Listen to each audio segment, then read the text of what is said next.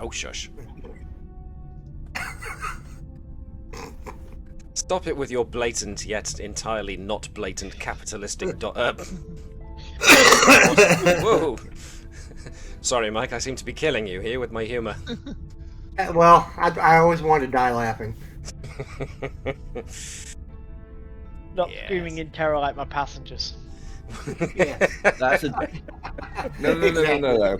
That's not how the joke goes. So I heard this Jack D's one. That's I want to die in my sleep like my grandfather, not screaming and shouting at the passengers in his car.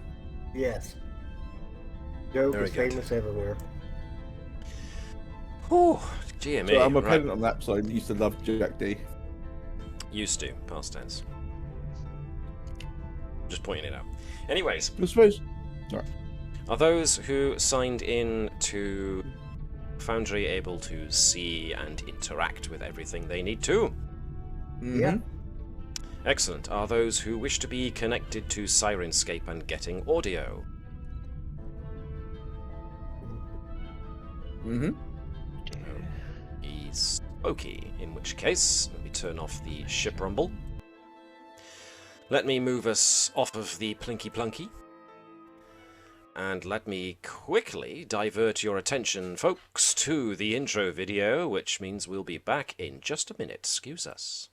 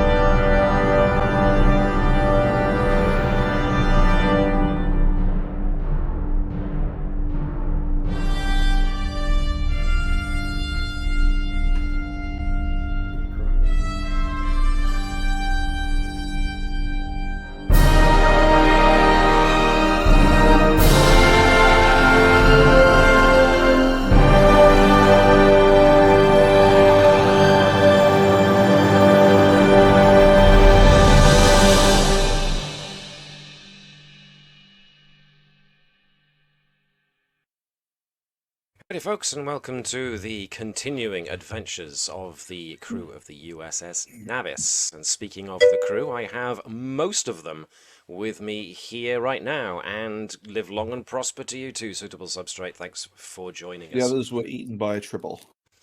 The fearsome attack Not trouble, better. yes. They will get better, but they need time in the sick bay to get over the trauma. Either way.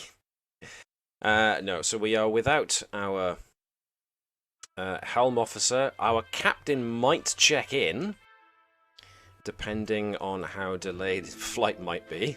So, Live from Germany, it's where we use hotel room. so we'll see how we do with that. But for the most part, who we have with us tonight might very well be the sum totality of our crew for this evening. But before we get stuck in, I would just like once again to thank Gareth for making the funky intro sequence.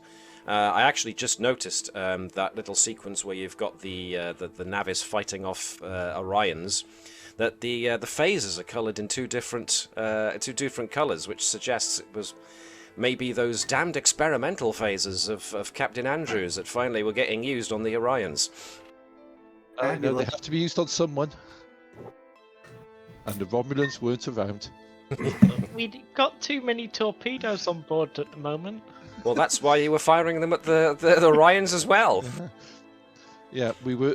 It wasn't a big threat like, say, the Dominion. We had to give them a chance.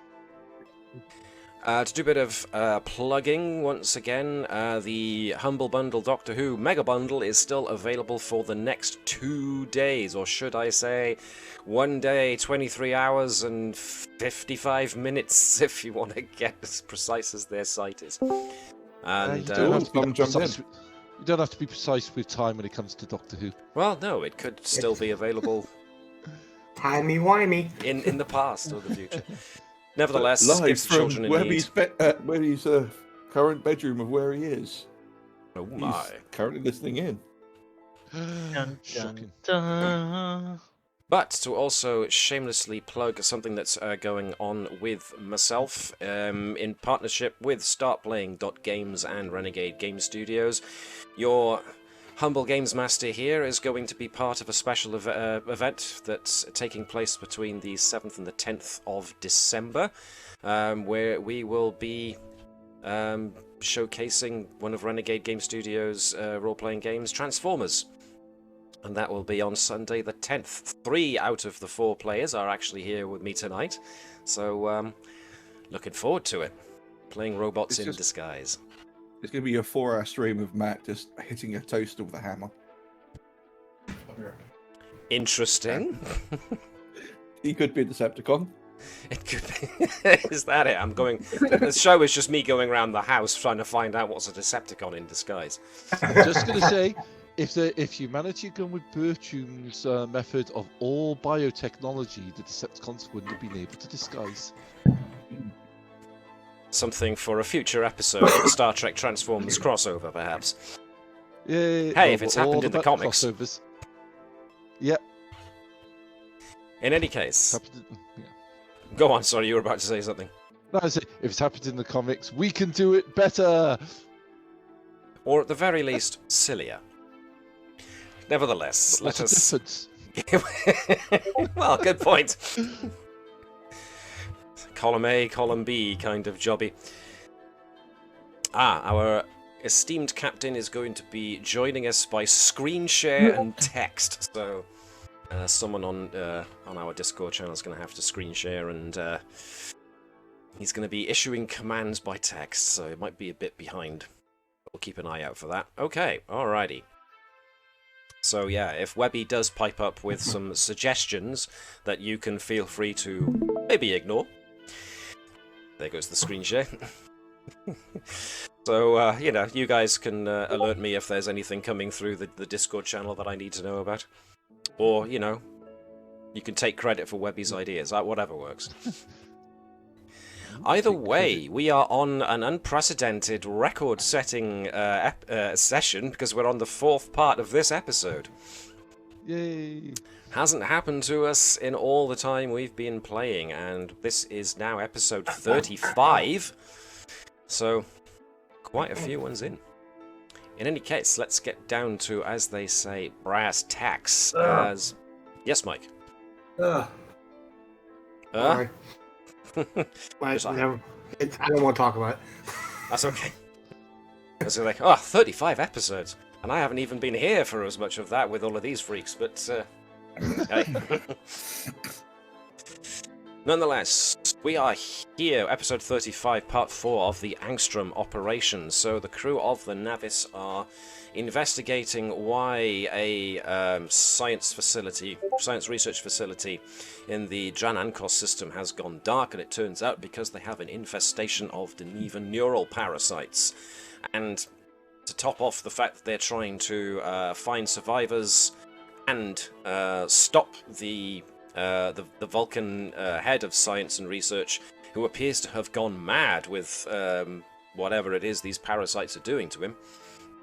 He seems to be using a experimental device, which, if I remember what it's called, the Stellar Inversion Drive, that was it, in order to destabilize the Dran-Ankos star, which is what is causing it to behave erratically and is on a countdown to destruction.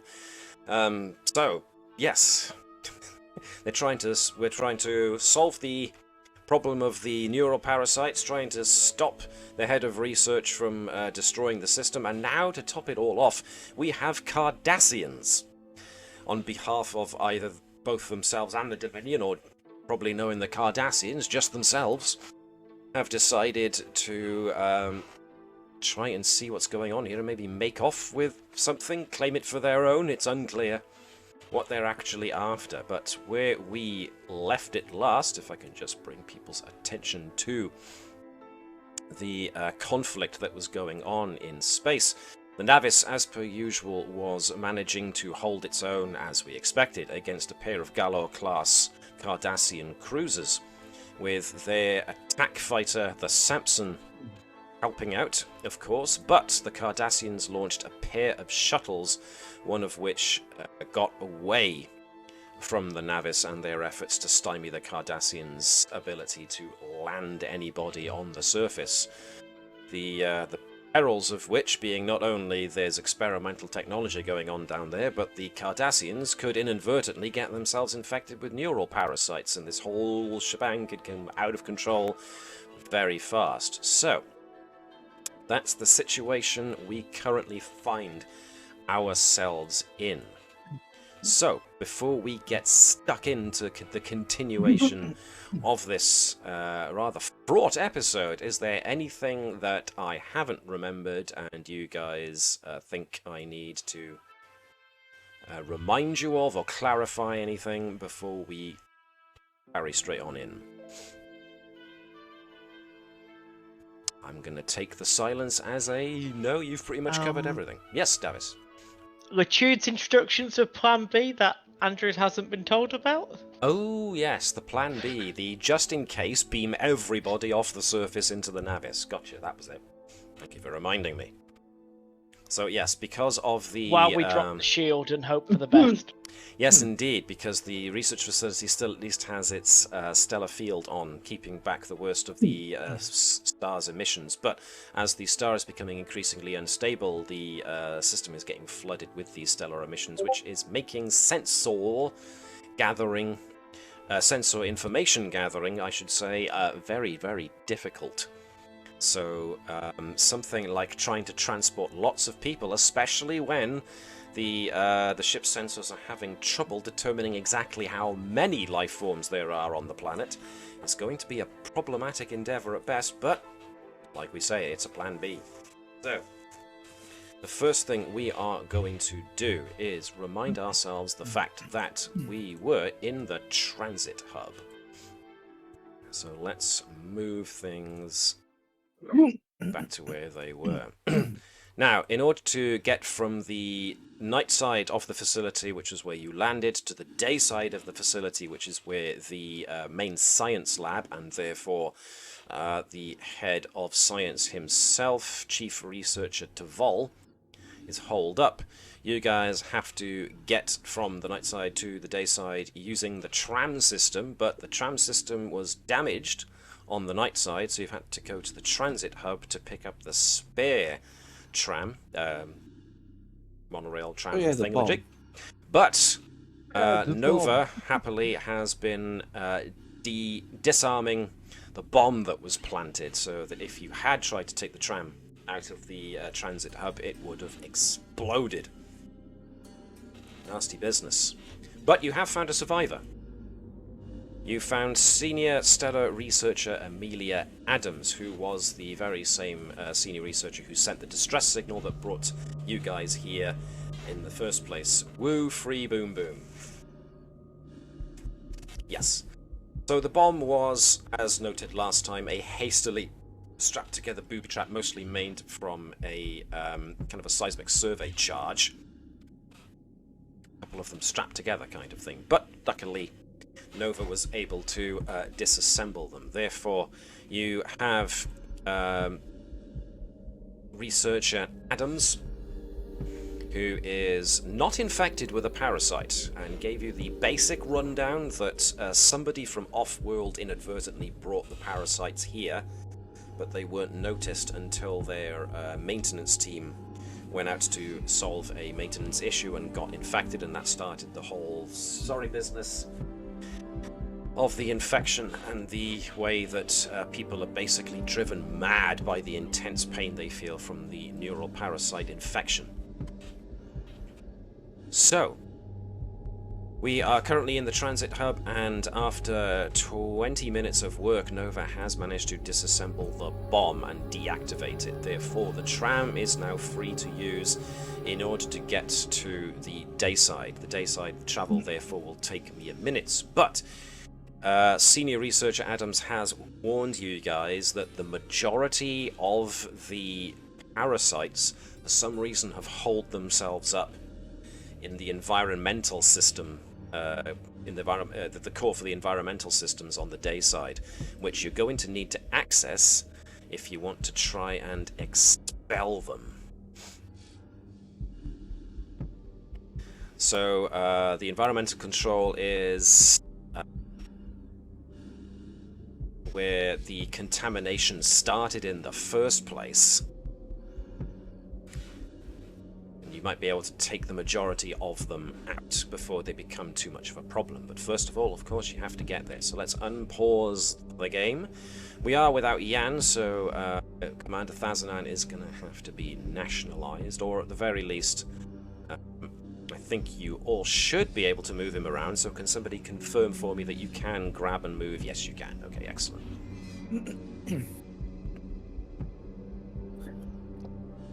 So, Nova can now announce freely that the tram is now safe to use. Oh, you got one more door. That's because you are in the... Nova says she's driving. Okay, fine. You use the ancient and honourable art of dibs. Therefore, none shall dispute your claim. So, yes, you are currently in an area that is basically the airlock cycle room. So the door that Edwards can see is basically the door that leads outside. You are all... don't open that one. You are all in EV suits still, but main environmental control has been, or main life support, I should say, has been restored to the facility when you managed to fix the reactor and reactivate the main computers. So you don't technically need your EV suits on, but they do create a very convenient barrier between yourselves and any neural parasites and their attempts to infect you. So move at own risk kind of thing. So with that in mind, researcher Adams, she's volunteering to come with you, if at the very least, so that Tavall, Chief Scientist Tavall, will have somebody he might recognize that can help maybe talk him around. But other than that, it's entirely up to you if you want to take Adams, or if you think it's too much of a risk to her to bring her along. Entirely your call. She's probably best to be kept around if we have to enact Plan B. She'd actually be able to get out with us. Good point.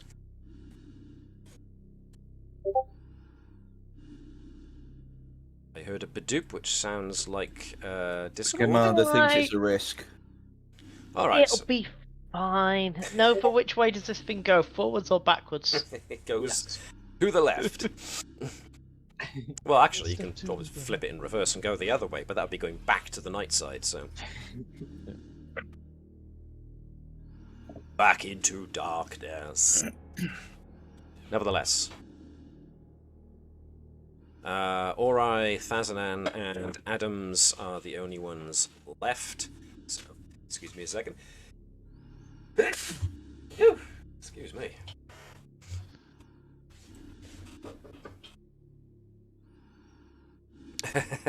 Thazanan at least wants to see how you drive. Whoop. Hey, everybody's moving. That's my fault. That's okay. Take back now, y'all. One up this time. Nova, drive the fin from the inside, please.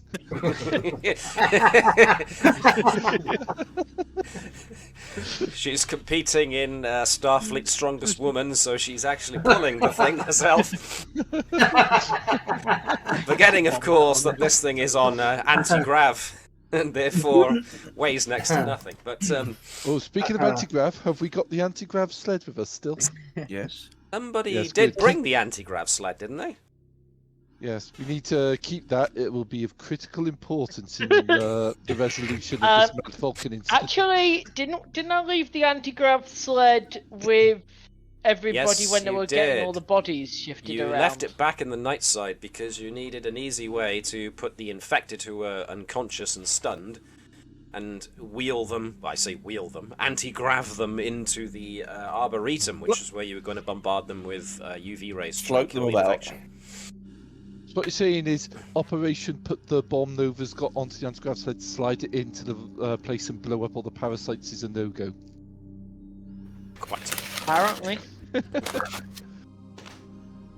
Alrighty. Excuse me.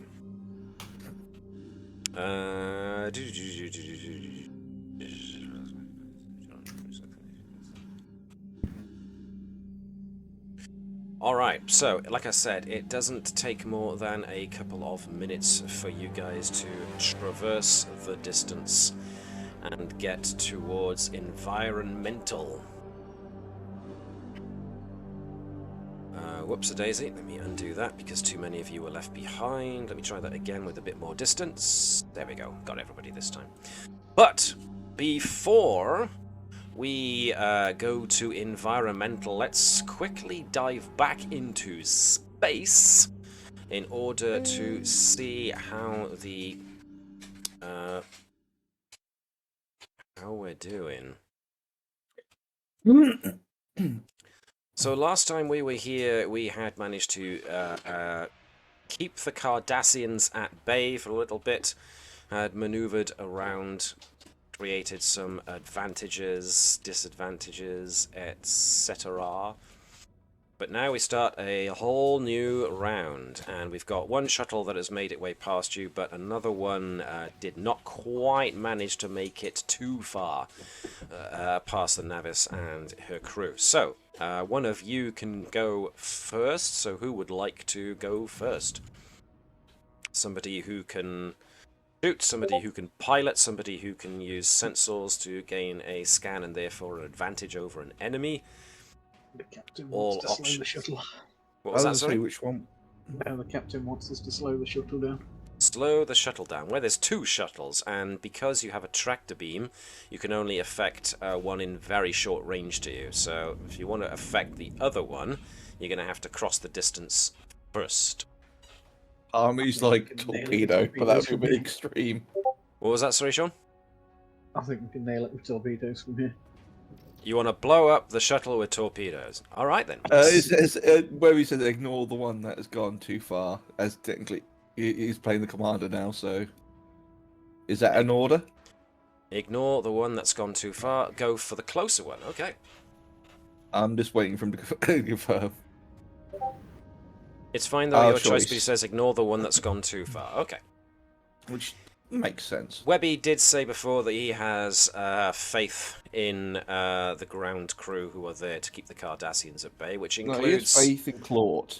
Commander Bravo and Lieutenant Junior Grade Natik. Because who can forget the Bravo bomb and the Natik attack? So, once again... Cardassians will never be gutted after this. So once again, you can either open up with an attack by using your tactical officer to fire weapons, using the quantum torpedoes on the shuttle, or you can use sensors to try and create an opening, or you can use your helm officer to maybe make an attack pattern to make it easier to hit. What would you rather do? Do you want to just go as quickly as possible for taking out the shuttle, or do you want to set up a few advantages first? What do you think? I'd think an advantage, but I'll obviously throw it to everyone else. Don't take it out, tractor beam only, says the captain. Orders. We've got wants to non-lethal claim it ways as of our taking own. it out, but yeah. Sorry, That Sean? would probably be the quickest. Trying to claim it as our own. Come back to Narendra Station towing a Cardassian shuttle. Look what we got! One more to the pile. Alright, so you can try and nab the Cardassian shuttle in a tractor beam. You are actually close enough to it, since it failed to adequately get past the Navis due to the captain's helm maneuvering. If I can get a Gallo class, I'll take it. Well, first things first. Let's see then. Gareth, since you rarely get to fire torpedoes, how about you be Ensign Eric, Okay. the tactical officer? And who was second in today? I think it was Davis. Is Davis allowed to roll tonight? I think he's going to have to What's listen the to worst players. that could happen? Okie. Yeah, okay, so Davis, can you be the Navis? Davis be the Navis. I keep forgetting how funny that is to me. Davis, Right, you what my are role using weapons and security for the Navis, please. And Gareth, if you can be Ensign Generic, to fire a tractor beam should be, or to latch a tractor beam, I should say, should be difficulty 2. What am I rolling? This will be more than likely control and security, please. Okay. Alright, the Navis is no help at all. Can I use Starship Combat Tactics as a focus? Absolutely, you can. 1 success. Okay, you needed 2, so unless you want to use something like, I don't believe Eric has got a value. No, he doesn't, so he doesn't have any determinations to spend, so really, that's it. The shuttle is small and nippy and is therefore rather difficult to get a handle on, what with it zip-zapping around. So, sadly, Ensign? Yeah, he's still an Ensign. Ensign Eric's attempt at locking on a tractor beam are unsuccessful. So that was Ensign Eric's attempt. It's now the Cardassians. And in this case, it's the further shuttle. Okay, that shuttle is now landing itself on the research station. So that is now officially out of the runnings. One of you can go next. Who wants to go next?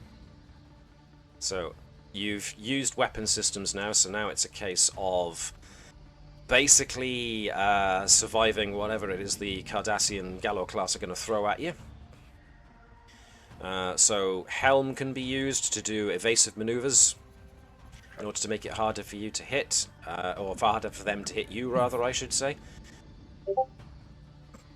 Part of me's like, can we ignite a pocket of the atmosphere in front of them? But that will probably catch on to us, so... What did Webby just say? Drop a gravity eddy to attempt to disrupt the shuttle flight plan. Well, let's see. I'm not sure anybody's here that's got the ability to do that. He's lost audio at the moment. That's alright, he doesn't need to hear what we're saying about him. Oh, So, yes. promote Captain Andrews. Look, Captain, stay quiet if you want Commander Vibers to be the new captain of the ship. Well, you heard it, or You heard the didn't, lady. as the case may be. It's official, folks. In the new year, there's going to be a new captain. Unfortunately, he didn't stay quiet. There was a Badoop, yes. He literally ran into an area with the audio signal to say no. Right, so once again, what would you like to do? I mean, at the moment, that's a good point, actually. Power will have been spent for tractor beam. Guys hear me? Yeah, I can hear you now. Yes, we can hear you. Yep. Yeah. Sorry, I've got a face mask on as well. That's fine. Okay. Would You sound better would it be, muffled. actually, it's going to have its shields up, so we can't board it. Nope. Ramming speed. No! Try and slow it down. Quite a disadvantage. Yeah, they can try and do a helm maneuver to make it harder for the Gallo class to get past. Okay. Okay. Alrighty. So this Captain sounds Doors. like Andrews is behind the wheel in this case. So who was next online? I believe it was Alex and Sean, wasn't it? Not necessarily in that order. So, Shawnee and con. boy, do you want to take control of Andrews and give me a control and con, where Alex, if you can be the Navis, and give me engines and con. This maneuver is going to cost a point of power. And essentially you want over 2 successes to create the disadvantage for, or complication I should say, for your Halfway there. enemy. Tactics as a focus. Yeah, sounds about right. I can go with that. Absolutely, yes. 4 successes! Wowzer. I need to reload my screen because, once again, as per usual, the momentum and threat pools have gone for me. That's 5 successes in total. So you got... blimey. Yeah, I would 5. say with that many successes, you've pretty much guaranteed that the Gallo class cannot get past the Navis. So I'm going to have to throw in a complication here for these guys and just call that the impassable Navis. rather than impossible, it's now the impassable. Okay, groovy. Navis as opposed to the impossible novice. No, I say we're the improbable. Alright, shuttle crew number 2. Imposter detected. Now, you tried to nab them with a tractor beam, but the second Cardassian lot on the shuttle have now got the impassable Navis problem. Therefore, they're going to have to attempt a very difficult helm maneuver to try and get past the Navis. So, as a result, they're going to have to add some threat in here to give them a chance. Only 3 successes, but what about the shuttle itself? As it has to burn its own power to do this. No! Does not manage it. The Navis has placed itself too well. It is very much in the way. Not even the shuttle can get past you. Nice. Who next? Speed. We've still got... you haven't been hit yet, so you've used helm, you've used weapons. You haven't used sensors, but you also haven't used the Samson yet, so... The Samson crew can still have a go at the Gallo class if they want. Might as well. Yep. So, your choices are that Ensign Kirst, who is on the Samson, could try and use the Samson sensors to get a weak spot in order to give the Samson piercing, so it'll break through some of the Gallo's resistance, which means you'd be setting up for a future turn. Or you could get Lieutenant Lenny to make an attack run, or you could get Kirst to fire the weapons now. It's entirely up to you how you'd want this to work. What would you like to do? I say probably set up for an attack run. Yeah, or just fire straight away and use determination. Spend it off of the captain to guarantee a 1. So go straight for the shot. Mm-hmm. Okay. Alright, we're spending the captain's determination. The captain has to roll a dice to see if it's kept. Let's have a look. Yep, kept it. So, whoever's firing the weapons... Let's see, who's got a better security? If I remember, they both have got security 1. They do. Control of 10 for Kirst, control of 10. So they both got exactly the same numbers. So either one of them, really, being the one who shoots from the Samson. So if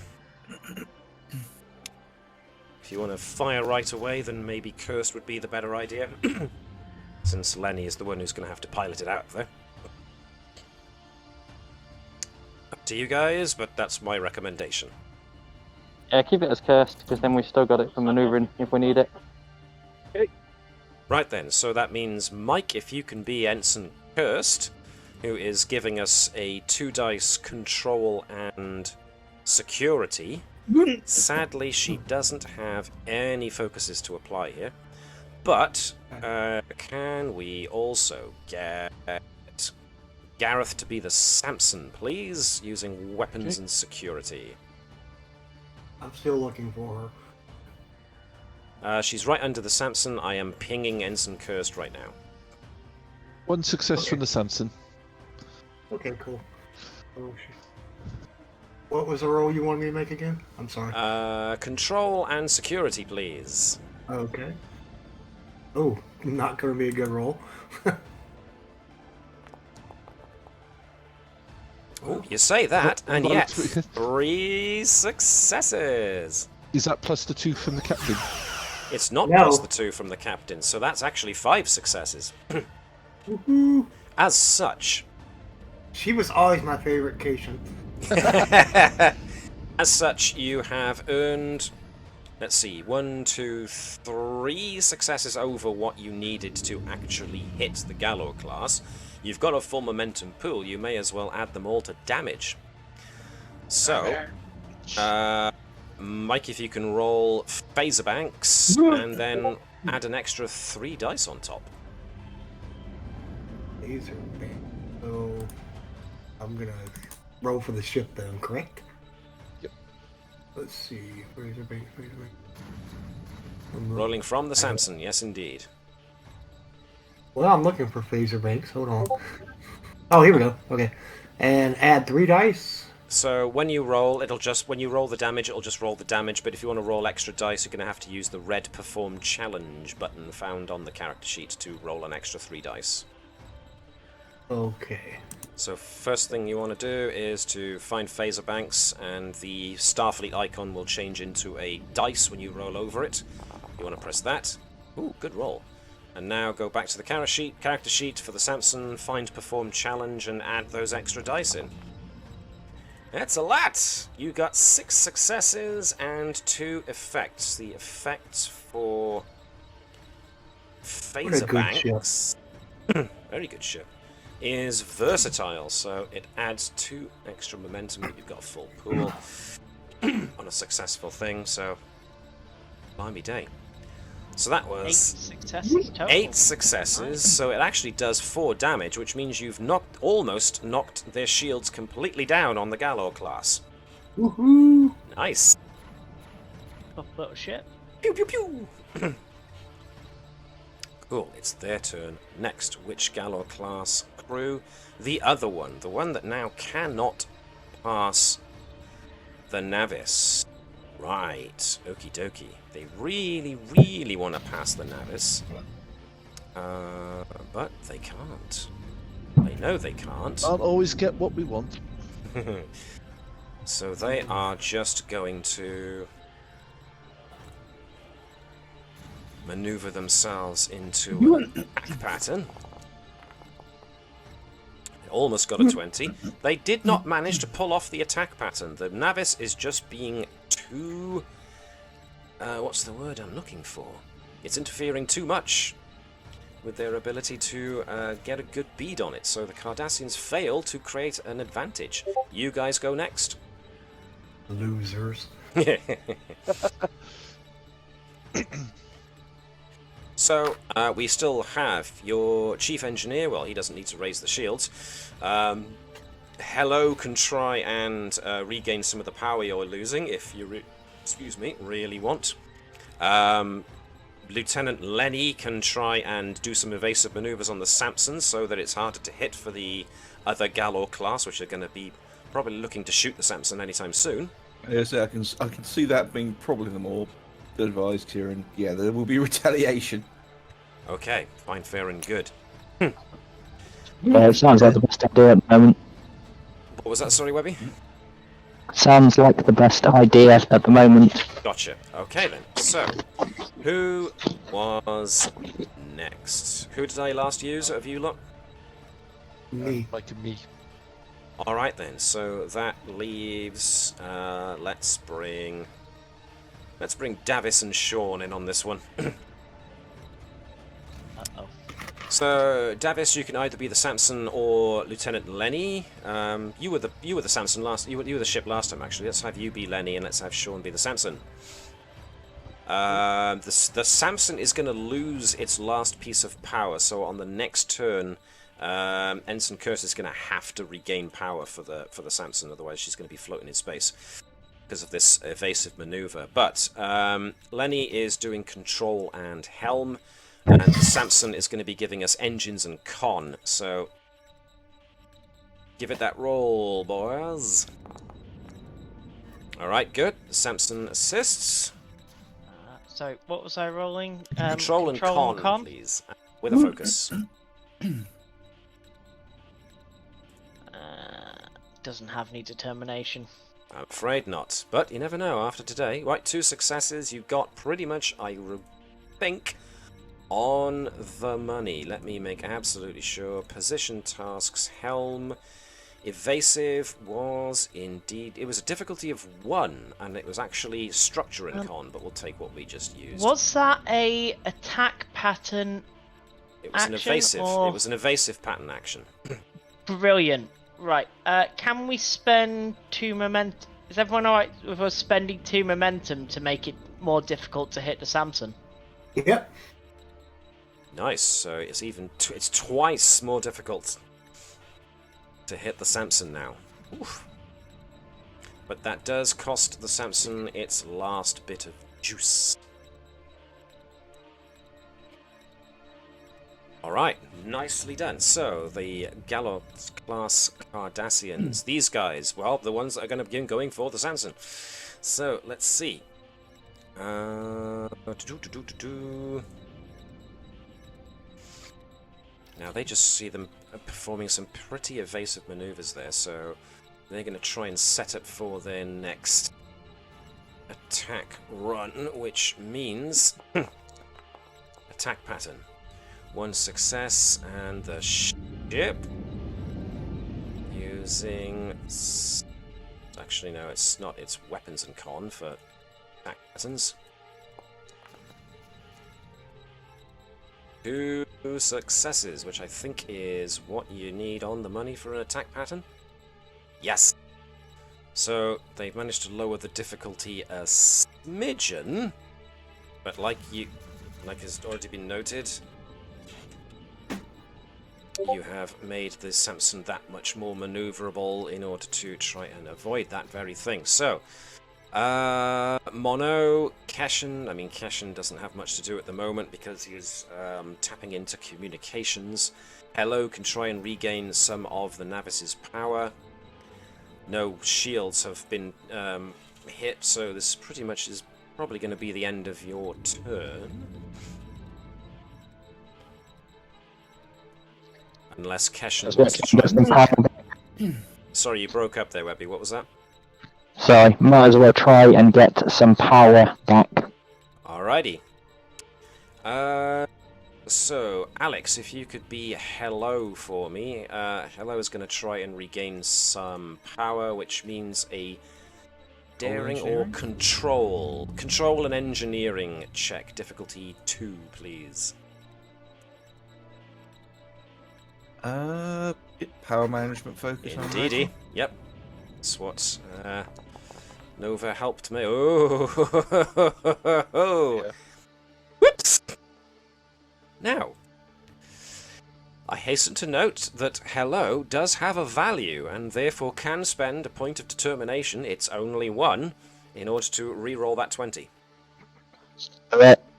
Do it. Which? Alright, so Alex, if you can re-roll that 20, please.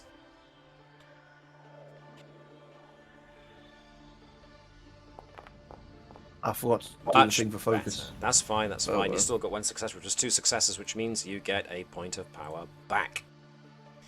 I don't believe Hello has anything that can... No, nothing like Nova's ability to draw extra power. But hey, with time, who knows? After today, might actually get that. So, that was Hello coming in and putting some power back in the Navis. Cardassians... Right, they tried an attack maneuver, they failed, which means the only thing left they can do is, let's see, how many of them are there? 1, 2, and 3. These guys are going to do control and science to try and spot a weakness in the Navis's shields or some such. Only get 1 success. I don't think that's enough, but I am going to check.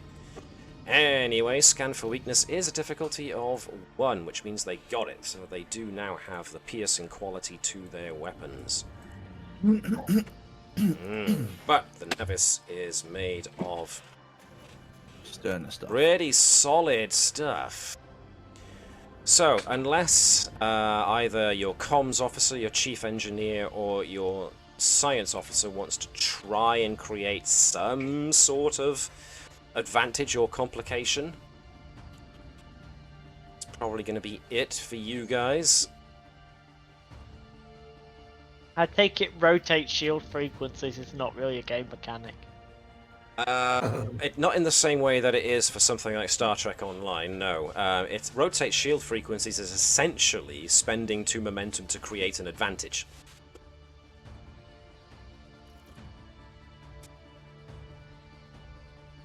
So you can absolutely do it, which might be something you could use to counteract the piercing quality of the Cardassians' weapons.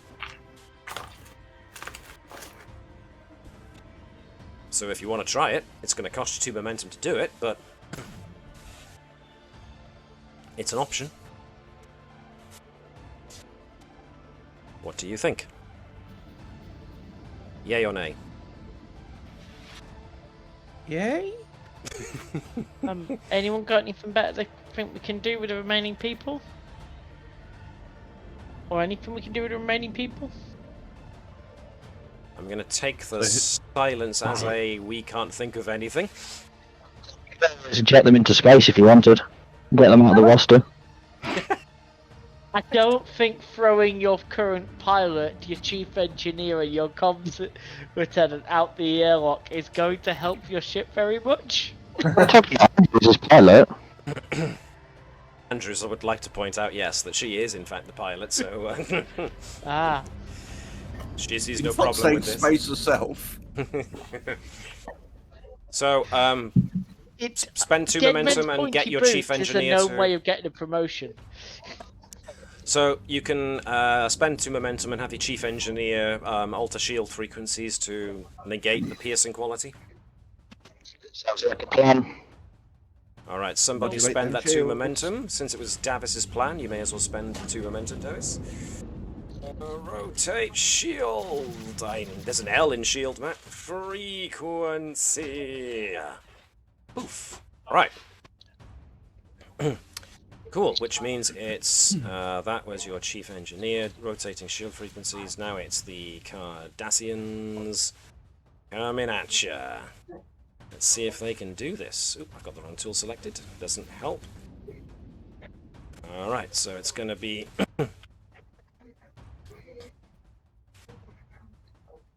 Actually, no, I won't do that. Ooh, 2 successes plus the ship helping out with weapons and security.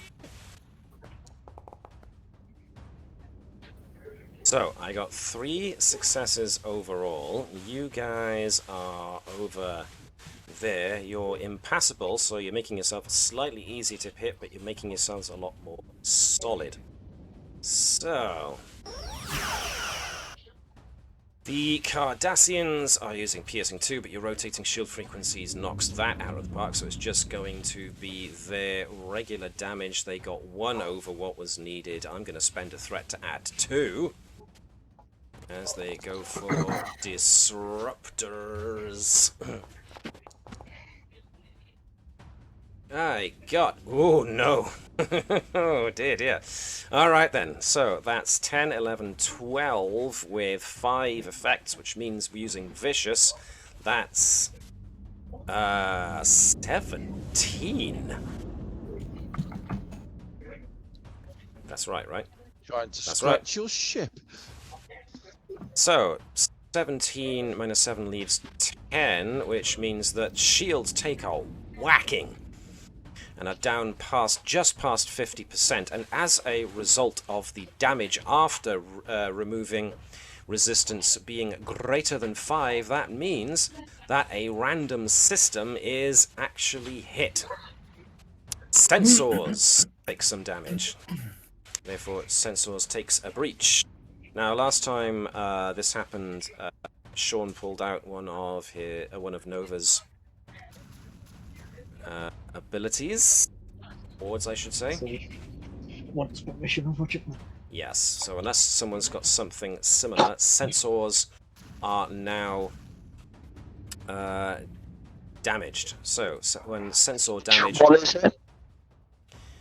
So let's see. Whenever the sensor system suffers one or more breaches, it disrupts those functions temporarily until the sensor operator performs restore minor action. So, what's his name? Mono. No task could be attempted that will be assisted by the ship's sensors. All attacks made by the ship increase in difficulty by 1. And that'll include Plan B as well. So your sensor system has taken a hit and damage. But yeah. Uh-oh. You guys have gone, so it's the Cardassians again.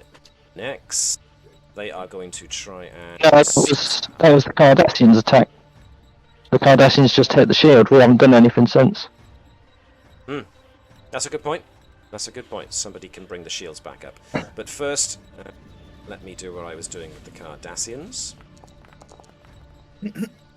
They failed to regain power. So, Keshen or Mono can try and bring... Let's say Mono can try and bring shields back up.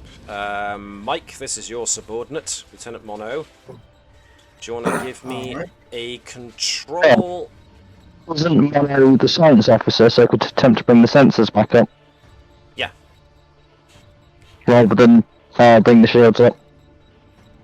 Okay, so can Mono give us control and science, please? Difficulty 1 to try and bring the sensors back online. Okay. Science. Looks good. 2 successes, which means you get a point of momentum back.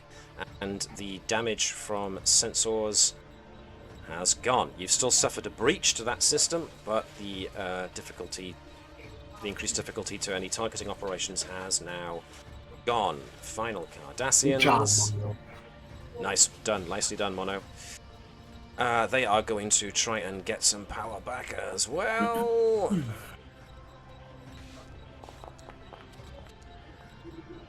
One success. Nope, they don't manage it. The Cardassians are running out of juice as well as shields.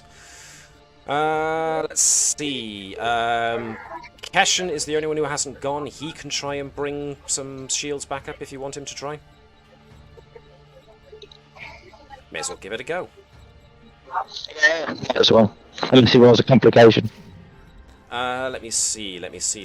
Who hasn't gone in a while? Let's go with Gareth. Okay. If you Am can I give rolling? us, let's see, for Ensign, no, he's not an Ensign, I've demoted him again.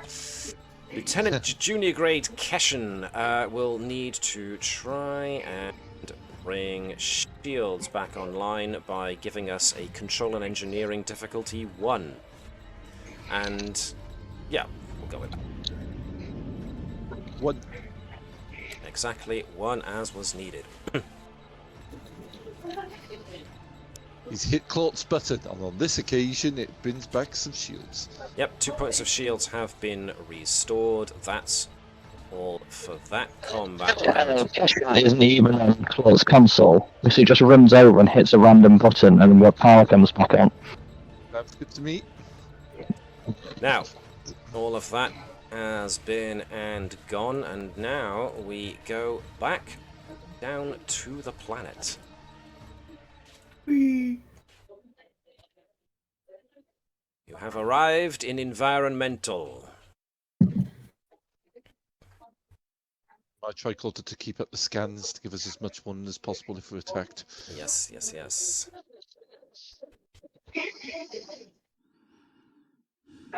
Okay, so Amelia Adams is very nervous in this area. She's not happy to be here at all, but this is the area where the majority of the infestation occurred, and you need to get through environmental in order to get to the main science lab. So if you can get through here, you might be able to put a stop. Bring up whatever scene. tricorders and start seeing if we can find any scanning for the creatures. Alrighty then.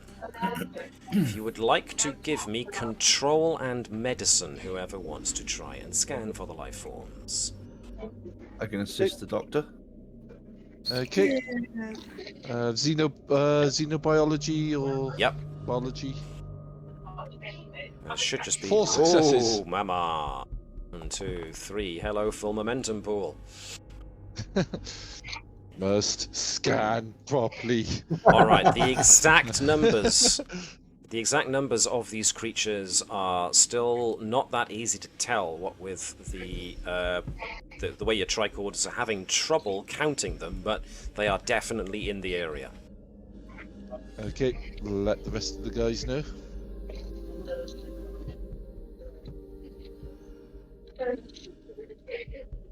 Right, let's carry on looking then, shall we? Lead on, Doctor. What exactly is our plan? Yes. The plan needs to be getting to environmental as quickly as possible to then get to the Starler control. Right. If we get hold of environmental, do you reckon we can manipulate the environmental controls to start flooding the area with ultraviolet light? Definitely. Possible. There's one I'm going to person... protect guys for starting to allow boarding. So. Okay. Good luck. See what we see Good next. Hey. Right, so that plan has only one drawback as far as I can tell, and a doctor would be the first to notice it. There's one person in this group who is entirely unshielded from something like UV rays. Right. That would be senior stellar researcher Amelia Adams. I'll hold her close. My presence Down, boy. alone. Never enough with this one. At this rate. I'll tell her her hair smells terrific. Through a suit. Nova is Hello, offering to lady. take off her suit so that Adams can have it, but we all know what a daredevil Nova appears to be. And yes, either the medical officer or the commander of Vibers or somebody with authority might need to tell Ori to down boy. Well, we all know that. Nova, stuff. we can't really let you take your suit off to deal with that. We need you to solve all the problems for us first before you explode into a million pieces. Charming. There's faith in action for you. Alright, the door is open. The room, according to 1000 Vibers, appears empty. Okay.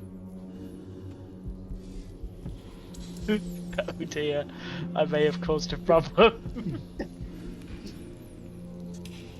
Doctor, Bearing do you in want to see if we mind- can... Sorry, I need to interrupt you quickly. Anybody who's listening via Sirenscape, whatever you can hear on Sirenscape, you can hear. Oh, I hate you. What's that? Is it the same splat sound from the recording? Sounds like it.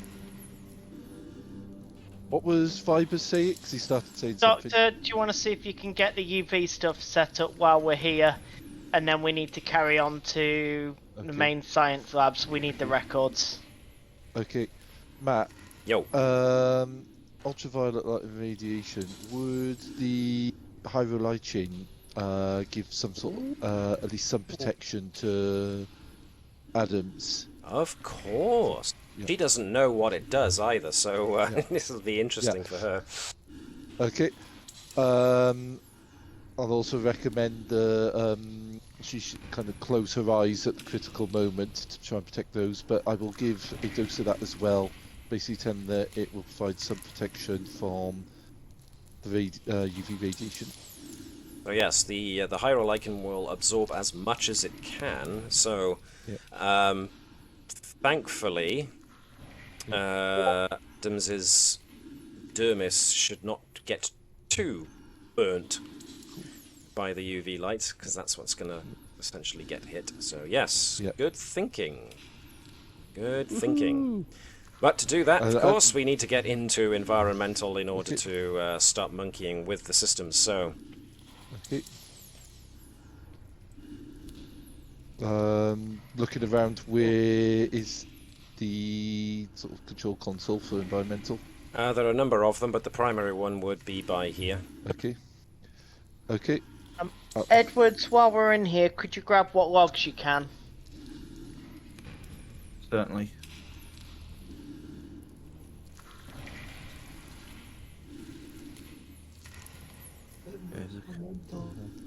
Right, so the majority of folks are still outside. I don't like this, I don't like this, I don't like this, I don't like this, I don't like this. Claude, could you watch my back? Tricorder in one hand, phaser in the other. That's the point. Phasers don't really have much of an effect against these things, do they? They seem to sort of incapacitate them if you hit them sustained and multiple at once. Presuming on the kill setting rather than stun. Yeah. That's what seems to be what was happening. Stun had virtually no effect on what I remember. Setting to kill. I don't like this. I don't use the setting for a reason. Yeah. Oh. Okay. Nova, we seem to be leaving Nova behind. Yeah, that's unusual. Are you with us, Sean? Have you muted Yeah. yourself? Yep. Okay, just checking. Okay.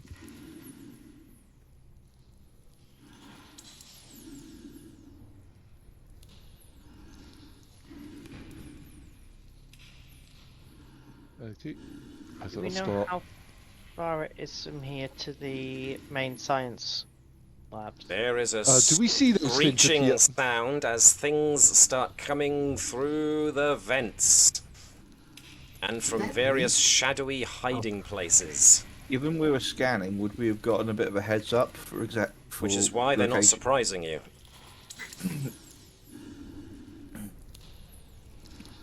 Okay, unleash pheromone attack. You're not... They're all So, after you! Orice now smells delicious.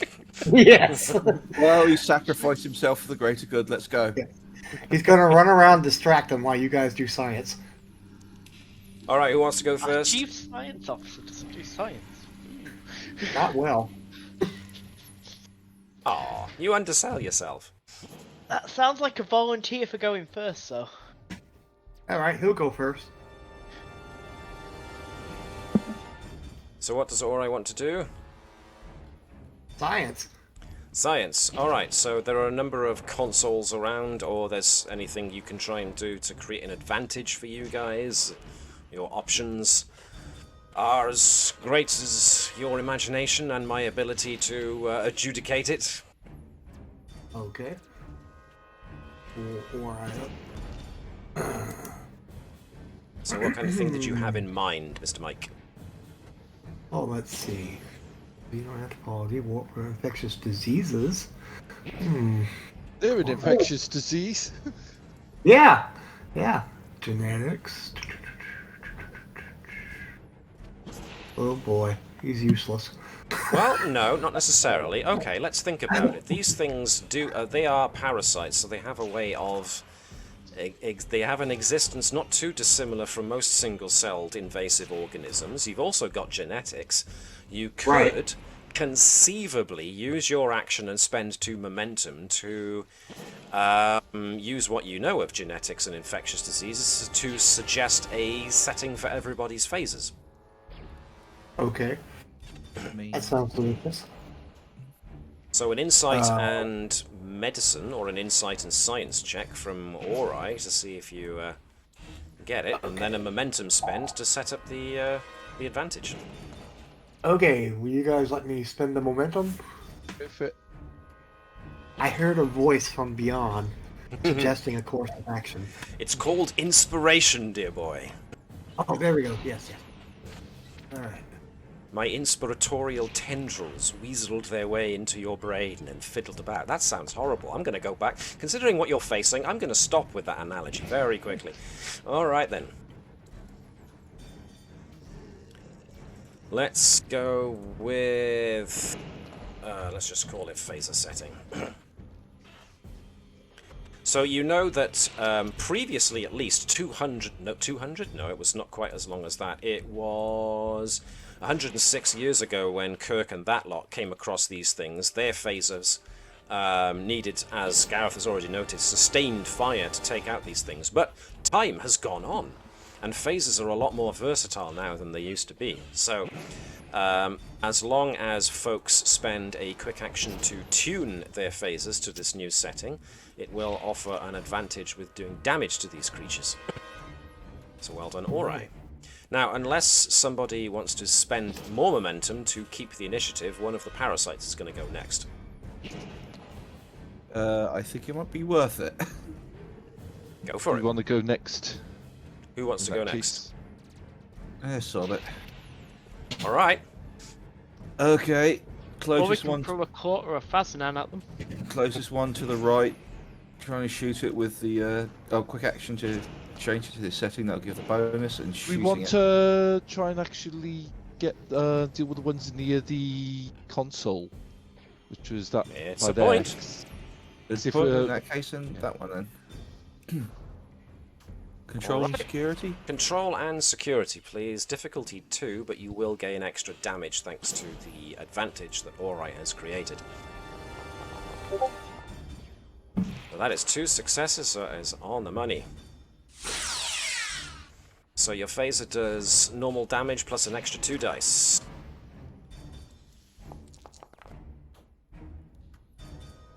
Give me a sec. So that was 6 successes and an effect. Nice. Now, if I remind myself, phasers got... Yeah, it's just charge as a thing, so you did that to activate the thingamahoo, so cool. So what did I say it was? It was 6 successes in total, so that new And setting... effect. Nice. Or I was definitely the onto effect something be? there. I suppose you couldn't really use an effect against these things, could you? The effect was basically the phaser setting, and you hadn't tuned it to Alright. use anything like area or piercing or That's fair enough. vicious.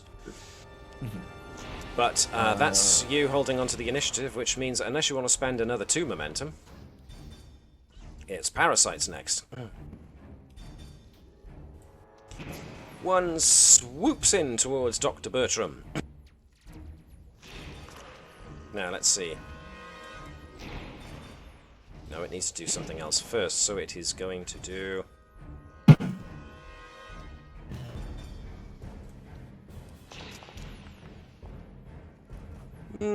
poorly. So, Bertram, if you could give me a daring and security check, please.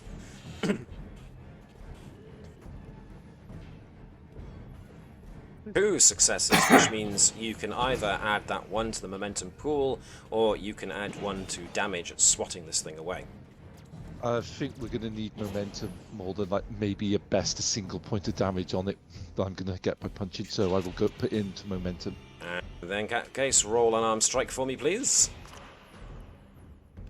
An arm strike. 3 successes, 1 effect, so you do manage to bat it back away from you. Is And that you the do... equivalent to knockdown? Yeah, as much as you can knock something that's Yeah. flat and flies. Yeah. So it's essentially a shove more than anything else. Bugger off! Right, which one of you guys wants to go next? Ori and Edwards have already gone, so that leaves Bertram, Thazanan, Nova, Claude, Vibers, and Adams. I'm willing to make a dash for the terminal to try and see if I can get the UV light fin up before we're swamped. Alright then, Unless anyone so has any better ideas. Bertram's going. Especially because that was the command given by the commanding officer here. Righty hosey, so this is going to be a... Uh-oh. No, you already know First what to do, officer's so... log. Control We need a new and doctor. medicine, please. Control Now, medicine. I will allow the xenobiology because thanks to Ori's suggestion on how to treat these things, Yeah. you will use that to try and Okay. gear your brain to thinking, yes, we need to use this to do this to them. Yeah. I'm going for sort of like the holistic thing here. I'd like to use a point of determination, invoke think at the long term. Righty ho. Yes, yes, yes. Okay. Very, very good. Well, fingers crossed. 5 successes. 5 successes. Well, that was 3 over and above what you needed. Yay! Full momentum pool once again. There's the dock. Yes, so the... How can I represent this? Let's see. Angstrom Operation. Where are we? We are in environmental. Can I tint the darkness? I'm not sure I can. Let's leave that. So, yes, the lighting in this room now takes on a very definite violet hue. And, yeah, Adams is now going to start to feel very uncomfortable. But more than anything, though, as the ultraviolet is brought up to quite strong levels, all the neural parasites start to issue this. It's almost like a screeching squeal, like air, like superheated air escaping from a very, very tight hole. But speaking of the next neural parasite, they are very much now not liking the situation they are in. So I am going to ask Gareth, since he's doing it, to roll me a d6 and see what the first round of ultraviolet radiation does in damage to these things. 1d6. 1d6, please. A challenge dice, 3. if you will. Oh. Nothing at the moment, as it's still building up power. So Okay. they are reacting to it, but it hasn't caused them any definite damage as of yet. But the longer this goes on, the more likely that is going to happen. This parasite has a choice of 2, so I'm just going to go random. 1 to 2, it's Edwards. 3 to 4, it's Ori. 1 to 2, it's Edwards. As it flings itself at Edwards, it's going to do a daring and security attack. Edwards, daring and security back to see how well you defend yourself against this. As this thing is enveloping your faceplate at the moment. Ooh. Get up there.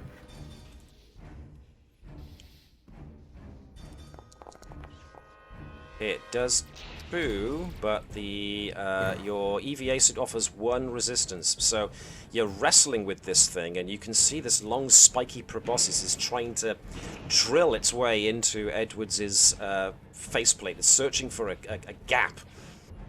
Or Let's shoot it off his faceplate. well, it's one of you guys goes next, so Faznan, Nova, Claude, Vipers. We've got 2 combat people left, so Which one do you want to Who use, wants to Faznan or go? Claude? I will go. unless Go on. Nova, do you want to go next, or do we want to use Court or Fazanan? I think Nova will be covering Adams. But Look, some thousand go. All right. Who Let's- wants to do Court? Yeah, who wants to do the big dude? Who wants to be Chuck Norris for all of 6 seconds? Nobody. Nobody can live up to that kind of pressure. It is a lot of pressure. I can't just be Claude. Let's think. Who haven't we I'll had cover roll? Court. Someone Okay. else can cover Fazanan's turn. So this is Claude, so you're using probably a phaser, so I'm going to guess control and security on one of these things. Nominate a target, please. Yep. That thing there. Okay. So firing a And phaser is Control that and difficulty 2. security. And he's... Determination on Court, yay or nay? He's only got 1, Yeah. so... I'll save it for later I then. think so. It might be worth saving. Okay. Alrighty. Focus of handheld phasers. Yes, indeed. 19 and an Oh, 18, good. not very good at all.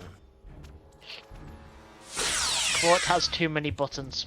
Yeah. That box he just shot will never bother him again. So, Claude drew a weapon and fired. That means Neural Parasite next. Which is the very one that he tried to shoot. It seems only fair. So, Claude once again gets to do Daring and Security versus the Parasite's Daring and Security. Ooh, I got a complication. Ooh, can someone else do Claude's roll? Because I know what mine looks like. Sean? Do you want to I've give it a go? proven that one. Okay. I'll do Clark. Oh, okay, Mike. Look, off you go then. What's he rolling? He's rolling Control and Security. No, actually, Right. he's not. Pardon me. It's a fist fight, so it's Daring and Security. Okay. And a focus on hand-to-hand if he's got it. Okay. Yep. Better. Still not a hit, but better. Actually, no, I've got to do it. It's a no-score draw, except mine was a complication, therefore yours goes up to 2, which means that Claude does win that exchange. Roll Claude's unarmed strike, please. Arm strength. I confused myself there. Should be down on belongings under weapons. Okay. Nice! 6 successes, 2 effects. That's a rock. I am Claude. You cannot defeat Claude. And the parasite gets knocked backwards. And that's what the Claw Crusher does. Alright, Fazanan was suggested as the next one to go, since he's another one of the more security-able individuals. So, who was going to take command of Fazanan? I can't do all the work. No, when we wouldn't ask you to. Sean! No, Sean hasn't been able to use one of them yet, so that was the recommendation, was Sean got to do the next one, so Fazanan's the next one. I think Claude's got that on the covered, so we'll open this one. Right.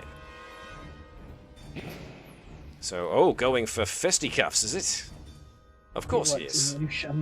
He's got his Ushan Tor, so why wouldn't he? Alright then, so it's a daring and security check from both. Has he got any... He should have bladed weapons at the very least.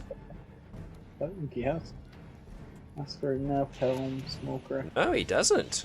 He's been going on pure talent alone? Yes. God damn!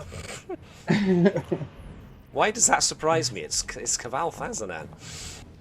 Oh, 1 success. Actually, it's a score draw, so there we are. No one side gets the advantage over the other. Unless Fazanan wants to spend a point of determination and re-roll the 19. Unless his Ushan Tor thing, the Ushan gives him anything. When you make or defend against a melee attack and you buy 1 or more dice with threat, you may re-roll your dice pool. So that's an option. If you want to give me a point of threat, Fazanan can re-roll those 2 dice. Yeah, I think we need some threat. That's reasonable to me. Cool. So, re-roll those. That's better. 2 successes, which means he gains 1 over the parasite, therefore can strike back and add 1 extra dice of damage. Fazanan strikes back. 7 successes, 4 effects. Well, blimey. 7 successes was enough to take out that particular neural parasite. Splat. Just make sure that I've got this configured. Yes, I do. Done. I want fight commentator. Alright, so Fazanan moved. Fazanan slew. Now it's the parasites again. Doc, bad news. Saw that coming. Daring and security. Oh, I got a complication. Which means you I got... got 2 successes. So you got 3 successes since I got a complication, so you can add success. 3 dice of damage. Cool, cool. Okay, so... Basically pick up the monitor and hit it with it. I'll just go, stop being alive! Was it challenge dice for this? 3 challenge dice, For the please. So extra if you ones, perform challenge. Okay.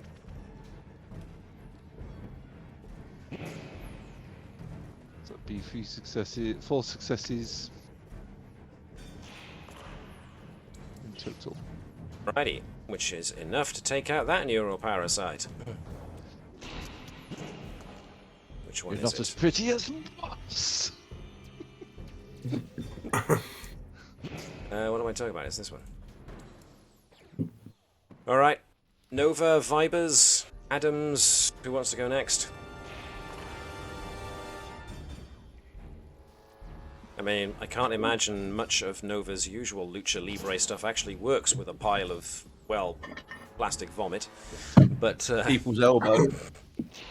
I think for the most part, Nova is just getting delay action and protecting Adams. protecting Adams. Okay. Fair enough. Right. Vibers is going to like go hit it with a phaser then. When you say go hit it you with a wanna phaser, shoot you actually it mean first, shoot it rather with a than with a phaser, phaser. right? Yeah, I was gonna say you want to shoot it, not just start hitting. Well, after the suggestion to the rest of the crew and the away team, I think I'll shoot it with a phaser instead. It seems like a better plan. Going on the advice taken by my Confederates, I shall Hitting it might be indeed. safer. Now, you do have the option of not moving and modifying your, tuning your phaser so that you can use either area effect or piercing or vicious. Let's do vicious. Damage, nice. So, you want to take on that neural parasite down there? Yep.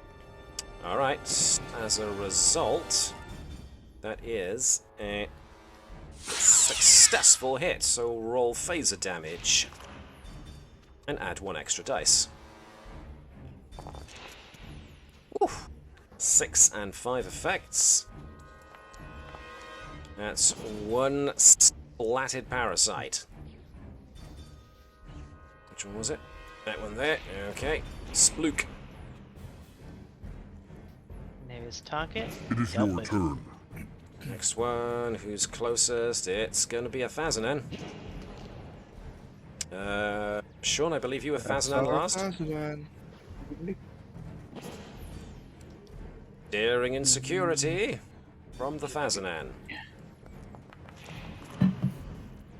I got 1 success. You got Thazanan levels of success, so therefore get to add 1 to the damage. Will this still be Ushanto? Still be Ushantor, more than likely. I mean, when does he not? Yeah, that's good. 7 successes with an extra 1. 8 successes, 1 effect. Vicious, which means 9 in total. Whoa, wiped out that one almost immediately. Which parasite are you? Using an antenna foo. 1 splat. Nova or Adams next? And Nova was trying to protect Adams, so for the most part there's 1, which is the one closest to Edwards. That's the most pressing threat. Stay closest to it. It's clinging to his face. Yeah. Yeah, we're not so worried about that.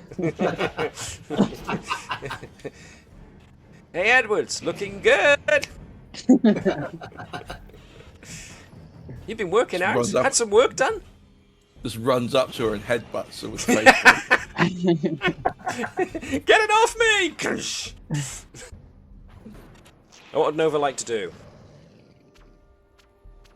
I think help the doc and shoot it, the one up there. Shoot the one up there. Edwards is fine, he can take it. Yep. Even at this distance, it is still a control and security shot with a phaser. If you want to take your quick action to tune your phaser, you can give it the usual area, piercing, or vicious. I die, my ghost will haunt If you. I do it blindfolded, can I take Gary? If you do it blindfolded, can you take daring? Well, I'll make the difficulty probably 4 if you do, but I'll take it. would you like to use a quick action a fast action, I should say, to alter the settings of the phaser? Yes. What would you like to use what setting would you like to alter it to? Is it vicious, the extra damage? Yes, correct.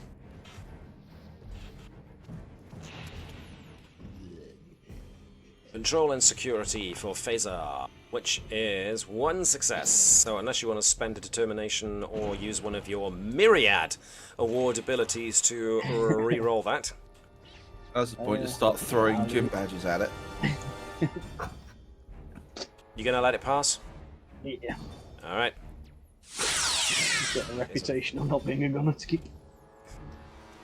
Indeedly do. So that was Nova, which means Parasite, which is this one up here. Doc, you're in trouble again. It's another fisticuffs with a splat. Oh dear. Nothing from either. So cool. Adams. Let's see. Adams has got a phaser on her, so she could try and help. So. Would you like to help Edwards or Dr. Bertram? Or shoot the one that has yet to go? I mean, I suppose the question is, how good is she with the phaser? Control 9, security 1. Maybe take the one in the corner then. That's not close to anybody, and therefore the possibility of catastrophe is lessened. Okay. I'm going to take the silence as a sure. Why not, Matt?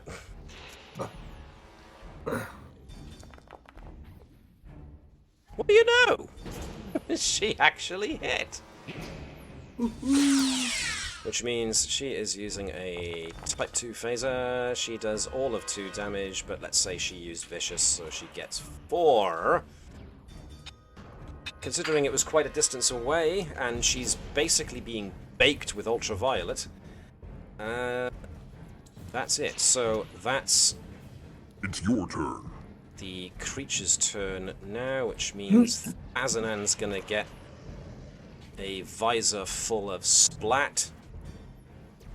Let's have... Ooh. Mike, you didn't get to roll any attacks. Let's let you be Thazanan to stave off this neural parasite. Can I get you to roll daring and security, please? 2 dice. I'm not sure he has any... No, that was it, wasn't it? He doesn't have any focuses, he just gets by on pure talent. Ooh, I got 2! No. Where's Fazan at? He is at here. Oh, okay. Very close. Daring and security, 2 Yes, dice. please. Does he have any focuses? Not for his Ushan Tor for some reason. Not for bladed weapons, no, so... What if he used the hand phaser focus to beat it with? He's not exactly using hand phasers what they were made for, but he gets 2 successes, so he manages to bring on at least... He manages to fight the thing off so it doesn't damage his suit in any way, so he's good. Okay. Before we roll things over... Actually, no, let us actually roll things over onto round 2. Now I need Bertram, or Gareth rather, since he initiated the environmental controls, to give me 2 challenge dice, please. 1 effect. 1 success. Effect, 1 success. Let's say for these guys it does vicious, so that's 2 for both of the remaining parasites. As All 3 of them, you mean? 3, yes, thank you for reminding me. That's not very nice to Edwards. Edwards is getting Edwards and Thazanan and Bertram are all getting a very close-up view of what the ultraviolet radiation is doing to them. It's literally cooking them, as it looks like they're starting to. Well, yeah, their flesh, what there is of it, is now starting to turn a kind of white color as they're literally being cooked, as if they were under a microwave. I have mine over easy. You. Well done, place. So, who wants to go first out of you lot?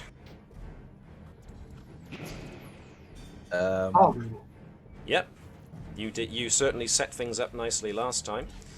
So, phaser setting advantage goes away. But, yeah, Ori, you've got your choice of targets, as it were. Let's activate, all right. Wow, okay. How about go after the one that's on Edwards? Cool. Now, are you going to use your hands, or are you going to try and shoot it off with a phaser? Either one is going to be bad. So why not go for maximum damage? That's why I'm thinking phaser, honestly. Cool. Remember that you can use your quick action to tune your phaser to either have armor piercing or area effect to take more than one of them, or vicious to deal extra damage. Which would you rather? I would say armor piercing. Piercing. Okay. Why? Well, why? It's gonna. If you miss, it'll kill me. That's the plan. Armor piercing to go through his environmental suit. Okay, Wearing all the right. suit. Well, if I did vicious, wouldn't that be terrible too? Well, we'll see if you hit first, shall we? Vicious. Okay. So obviously, you're gonna want me to make an insight and science roll to do this. I'm afraid not. You're Well, going to need a yeah, I control and calculate all the security. physical- Oh, damn it. You You're don't gonna need another unfortunately Edwards. have I did the reading talent to substitute science for whatever it is you're doing, so I'm afraid this is control and security. But you I still do have got open here. you've still got values. You've still got what am I thinking of? You've still got determination left, so All right. that is not bad at all. What is that? That's 2 successes, exactly what you needed. So you can roll damage. Nope, I rolled the wrong thing. That was unarmed strike, that's fine, we'll just delete that if you do phaser. Ooh, 2 successes, 2 effects rather I should say, which brings your damage from 4 up to 6. Which means you Get off his almost face! killed it. Yeah.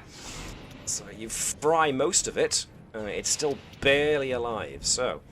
Doesn't unless smell like bacon. it does not...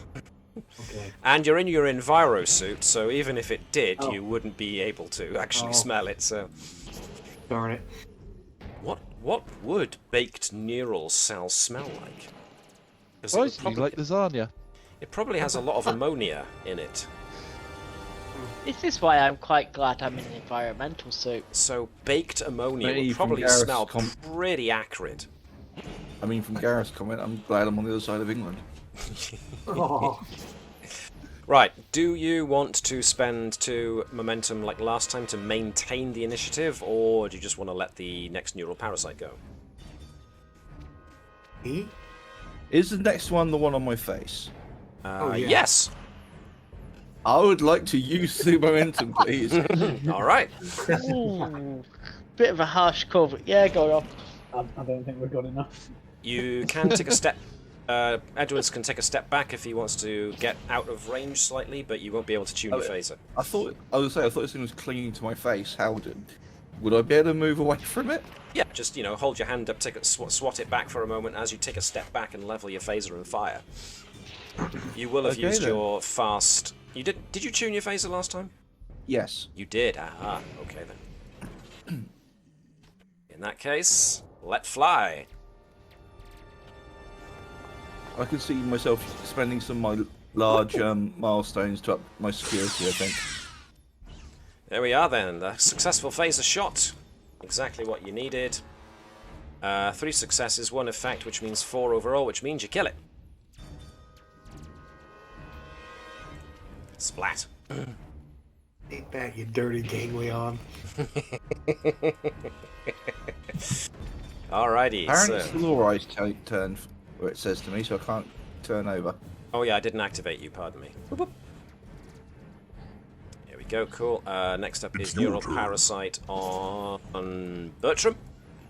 So again, this is a daring and security check from both. Ooh, that didn't go very well. So okay, both of them fending each other off. Nothing new there. Who wants to go next out of you lot? One Ferdinand to try and take down. Sure? He's fighting. Because if he takes that one down, then it's just the rest of us. That's a good point, actually. I just realised Ori is still rocking the phaser shots. He's managed to, so far, be very successful with his phaser shots during the last 2 or 3 2 or 3 sessions. Anyway, yeah, so... Don't let them know that. Yeah, don't... Hey guys, guess what? I'm great at this! Shoots No one Edwards tell him. accidentally. Yes. Alright, Science. Science! I was testing emission angles. That's right. It didn't go well. Anyway, yeah, so if Bazanan wants to go next... let me see. Who would like to go as Thazanan this time? Who didn't have a chance to go as Thazanan and Claude last time? It was essentially Gareth, Sean, Mike, and Alex. So... Gareth's already gone, so how about Sean? Ready? See if we can wield an Ushan Thor. So I go for daring and security. Ooh, hello. Now, have a look through Thazanan's stuff while I'm busy working through this. Yep, there we go. No successes. 1 success, which means Thazanan wins the exchange. You can either bank that momentum or add it to damage. Bank it. Bank it. Nice.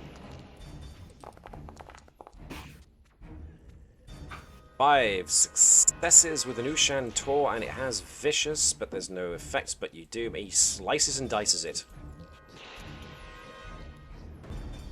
Oops-a-daisy, I didn't mean to make it invisible. Oh, there we go. Comes down in pieces. So, one of you is left. Well, all of you are left, basically. It's up to whoever wants to go next and continue to go Can I next. start by moving away so that when a bunch of phaser fire comes to that last one, I'm not in danger of being hit?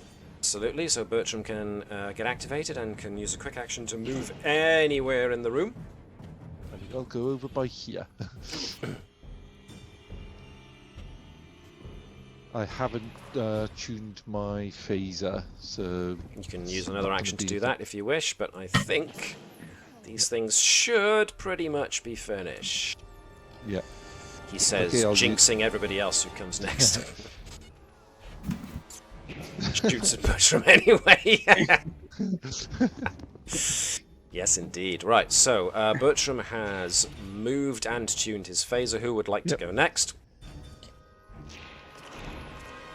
I mean, we've got Thazanan who can move and slice, we've got Claude who can shoot, we've got Vibers who can shoot, we've got Nova who can either shoot Let's or... do Claude. Let's do Claude. He has to do the finishing shot, doesn't he? Lord Crush! Davis, you haven't rolled yet, you may as well do Claude. Uh-oh. Yeah. You've got 5 momentum if you want to make absolutely sure.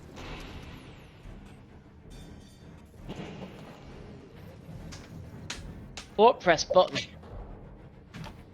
Alright then. So What use type 3 phaser and press button? Said Bertram anyway. Type 3, alright, he's going for the big rifle. Alrighty. Okay. Difficulty focus. 2, control and security, focus, yes. I had it on daring, but it's the same number. Right, 1 success Okay. means you might have missed. Not enough.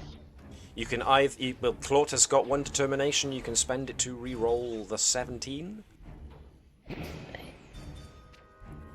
Go on then. Okay.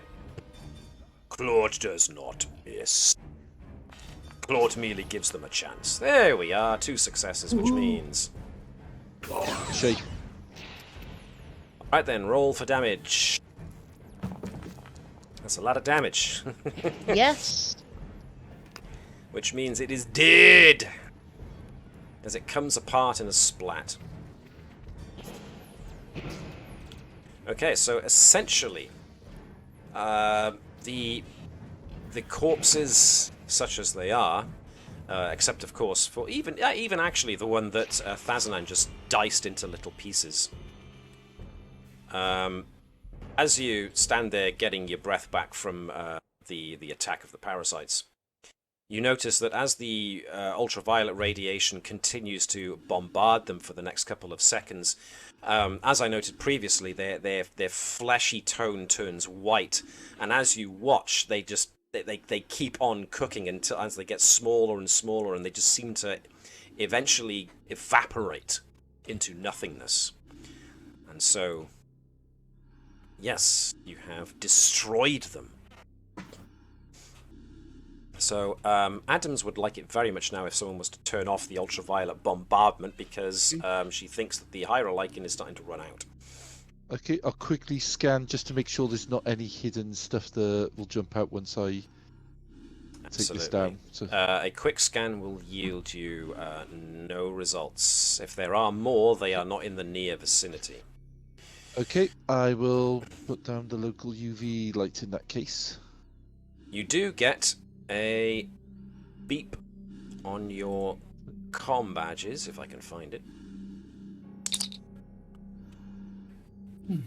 I'll let the commanding officer deal with that while I'm dealing with the light. Bravo to Vibers! Bravo to Vibers! We've got Cardassians exiting the shuttle bay. There's too many of them for Natik and I to handle alone, but we've got them pinned down for the moment. But we're going to have to withdraw further into the facility. Okay, we'll continue on to science control, and then we'll meet back up with you and we can retake the shuttle. Lock it down. We'll do our best, Commander. Bravo out. And keep safe. Right, guys, we need to make a move. Bertram, have you got everything sorted out as much as we can with environmental? Might it be worth one of us sort of staying behind to manipulate environmental when you're going in case there's a cluster of parasites with that Vulcan? What you can do is get somebody who's pretty good at computers and/or engineering to modify a tricorder so that you can link it up to environmental control and use it as a remote control for environmental. Alright, we'll do it. Okay then. Okay. Alright, we'll do science! Science! Okay, so this is going to be a... control and science check from Ori with a focus on computers as he tries to link up environmental controls with his tricorder. You are going to Anyone assisting? Well, yeah, someone could. Someone's going to have to sacrifice a comm badge to use it as a relay, because, like has been previously noted, the computer systems on the station are usually dedicated to a single task and therefore aren't shared across the entire facility. So somebody's going to have to leave a comm badge behind. He'll do it. Well, He'll leave his. No, that badge is for our benefit, not yours.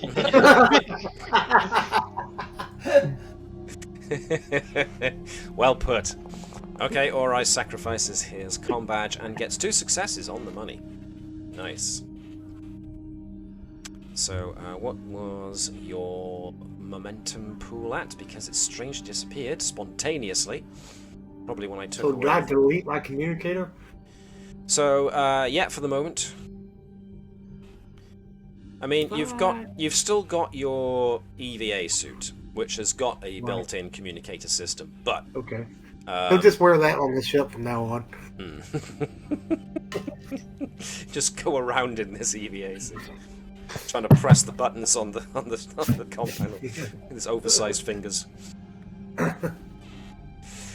Alright, 2 successes. You've got a successful remote connection to the environmental controls via a tricorder. So, on we press. As we go off, I'll take the used Tyrolichin for Madams to dispose of later, and I'll give her another dose to tell her to activate that in case we have to do the UV trick again. Fanfare and good. Okay. How many more doses of that have you got left then after that? After that, I've got 5 left. Oof. Man comes prepared. Oh yeah, definitely. Alright. It's a walking greenhouse. So luckily for you, the dayside part of the Institute, research facility I should say, is relatively small. Off of the environmental area is a small transit centre that leads directly to the main research area. There are maybe a couple of private offices and storage lockers, but For the most part, the main research computer is what you are after, and that becomes plainly obvious to you as you move through the facility. Let me group you all together here so I can move you all as a unit. Let me not pick up the parasites, because, you know, parasites. It's coming as a pet. You broke up a little bit further there for me, Sean. What was that? It was coming as a pet. Oh, come on, load. Didn't take you this long last time. There we go. Alright, what do we got? Let's put you by... Ooh, let's bring some of those folks who phase through a wall back. There we go.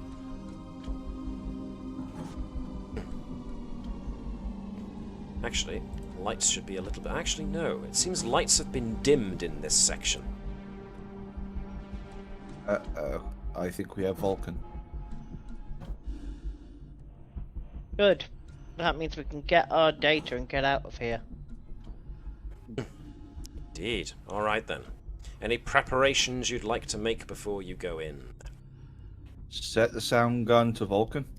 Alright. It's Thazanan that's got the sound Val. gun still in Yep. it. Yep. Can I sense any emotion through the door? Ooh, very good question, because two of you are empaths.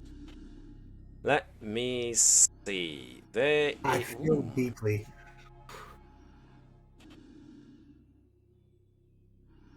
Okay, interesting. Let me think.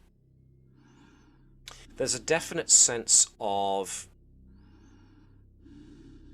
Well, there's intense pain. In fact, some poor soul in there is suffering more physical pain than you thought it was possible for anybody to suffer.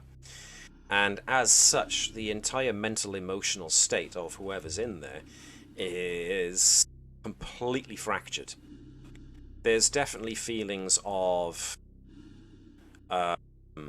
confusion, maybe a bit of anxiety, but there's just such a churning maelstrom of emotions going on. It's hard to pin anyone down in particular.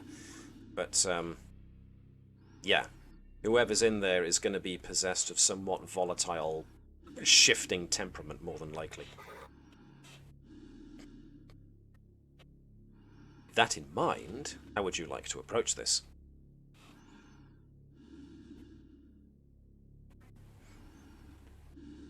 Alright, well, if there are no answers, then there's definitely... Right. There's...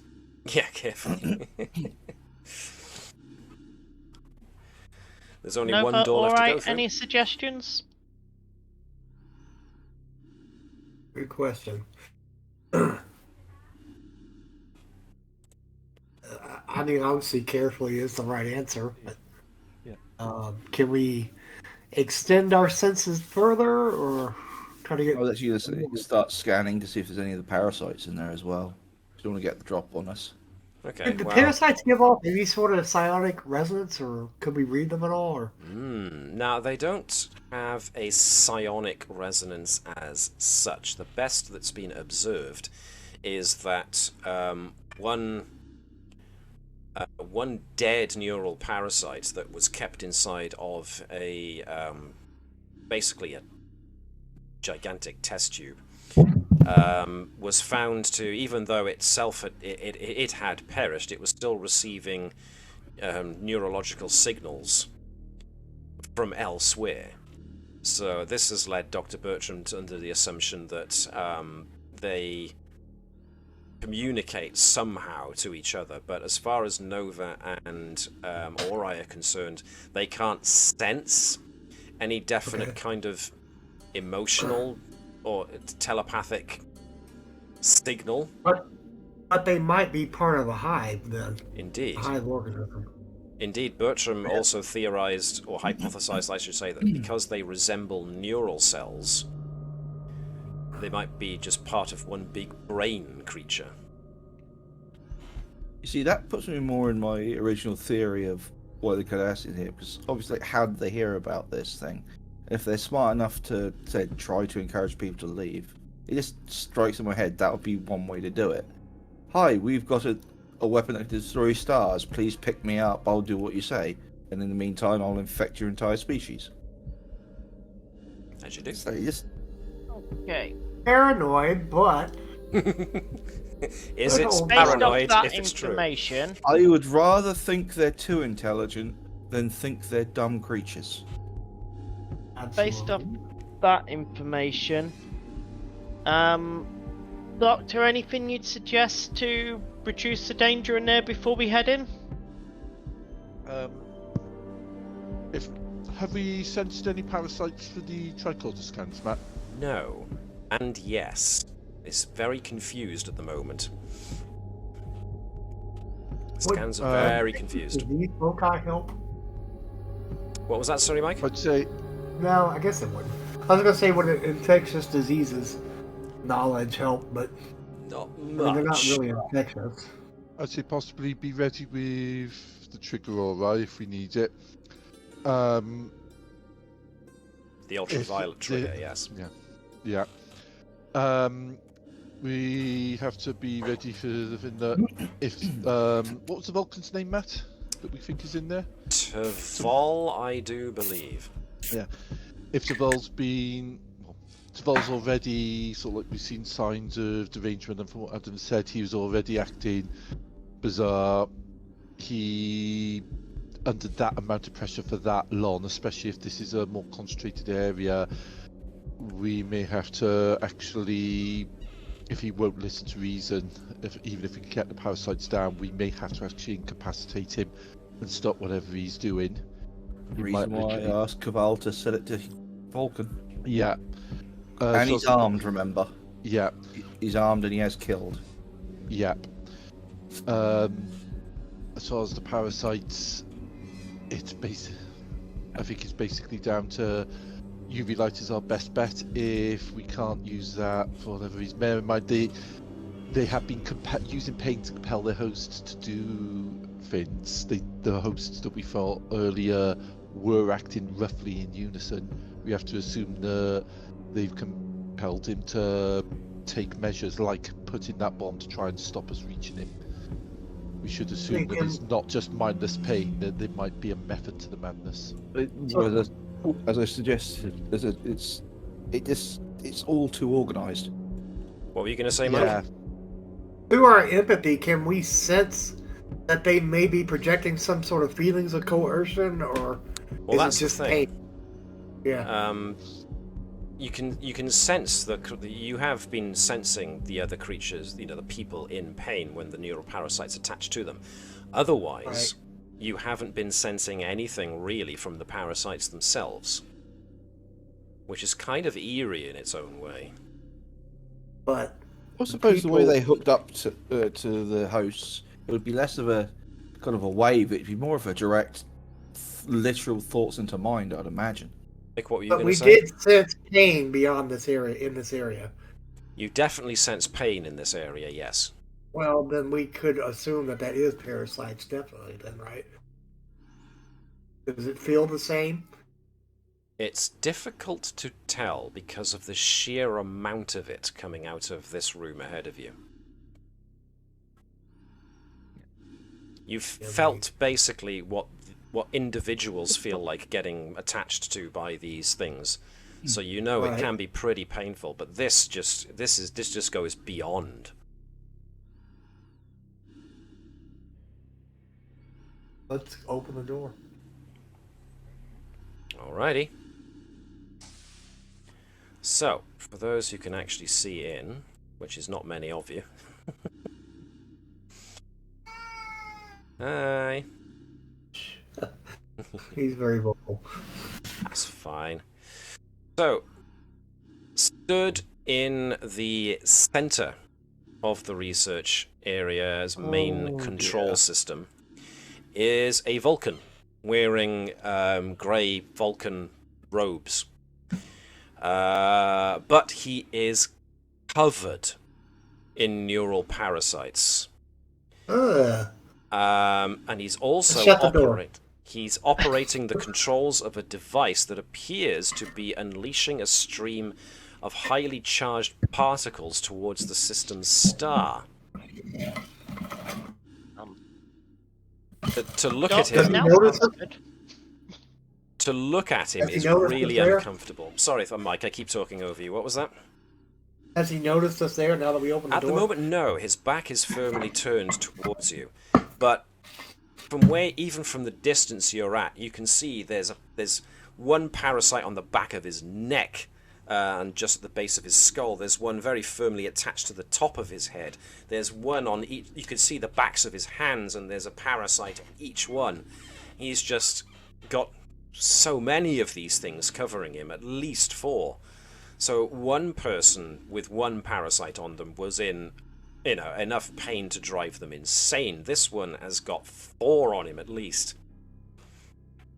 I don't think the sound gun's going to have any effect. We need acid. He's there, you can hear him muttering to himself in Vulcan. The words, even for those linguists who understand Vulcan, are almost nonsensical. He's reciting mantras of focus, which then suddenly get interrupted with a lot of nonsensical rambling about needing to cleanse everybody, which then goes on to a bit of Vulcan poetry. He's flip-flopping between different, needing to maintain focus, to then bringing his focus towards whatever he's doing, to all of a sudden his brain is shifting gears incredibly quickly. If his language is anything to go by. It. Adams just kind of looks at the rest of you and goes, well, what do we do? We had to save him. Obviously. Doc, Any way to adjust the lights to Can we do that? Possibly, we don't know. Yeah, possibly sort of like hit him with a simultaneous salvo of the UV lights and also the sound gun to try and actually incapacitate him, or at least distract what he's doing long enough for us to actually be able to incapacitate him, potentially to try and save him from later. But I think, he needs to be stopped given what he's doing. We are running out of time. Okay, everybody get ready. Or I run in screaming Leroy Jenkins really loud. Which you all attack. Which, given that it's a very human reference, he probably won't get, and will go, what's that? Wait, you charging him with the trigger? right, gone. All the humans run in. Everyone else sits here and goes, what? What are they talking about? Alright, let's add everyone to an ish. We need a distraction so you guys can attack. Yeah, but you've got the trigger to turn on the lights. That's what we were talking about. No, we haven't. You have. Oh, Ori's right, badge is used as a trigger, so Ori's the only one who can't trigger it. Okay, fair enough. I didn't realise you're giving it to me. Yes. Alright, so Ori's going first. What's Ori doing? Hey! Alright, I am going to ask you to give me... What is it? I want you to give me a presence and... Let's go with command. Presence and command check. And I'm not going to give you the difficulty. I want to see how many difficulties you rack up to see if you can attract his attention. Use the delta nerve pinch. What's that? Incapacitate them with your armpits. I don't think I have a focus. Let's see. For grabbing someone's attention and distracting them? No, I don't think you got a focus for that. 2 isn't bad. You at least make enough noise that Tavall turns from the control panel and looks behind him to see you. This isn't a pleasant sight because part of the Vulcan's forehead, the kind of like the top left corner, has got a parasite folded over onto it, very near his eyebrow, his eye. That alone is enough to make you go like, yeah. But okay, Thazanan has moved into the room. It's already been pre-configured to be Vulcan. You've got a momentum pool that's full. What would you like to do? suppose, control and security to use the sound gun. Who wants to roll for Fazanam? Alright, give it a go. Can you spend a determination? Because he's got the greater good must acknowledge individual suffering, which really fits this situation. Wow, Yeah. yes indeed. Highly apt. Let's bring these guys into focus. So cross that off, use determination. You've got full momentum pool as well if you want to try using that as well. We could actually get to 5 dice on your own. I think this is about to do enough, to be honest. Because, operation, yeah, you don't have anything for using this thing, so let's go. Oh, so I untick focus. Doesn't Fasanan have a... Not for experimental sound gun. It's no longer experimental. But either way, not for weaponized acoustics. He's got hand phasers. 3 extra damage can be rolled for the sound gun. So 3 extra dice, did you say? Or... 3 extra dice, please, yes. It's a good lot. Whoa! Oh, give me a sec. I'll do the other 3. Wow. And all of them are effect dice. Oh, jeez. Whoa! Okay, so that's 12 successes, 7 effects. Hot dang. Now, we do have inured to pain as resistance, which means 12... hang on, 19, 11, 12 goes down to 11. What have we got here? Nothing like that. So, Is it pain, though, because it's sensory overload? his nervous system is compromised, bearing in mind. Yeah, so, sorry. As soon as I said that left my mouth, I was like, Alex, you literally just said this a few minutes ago. Be quiet.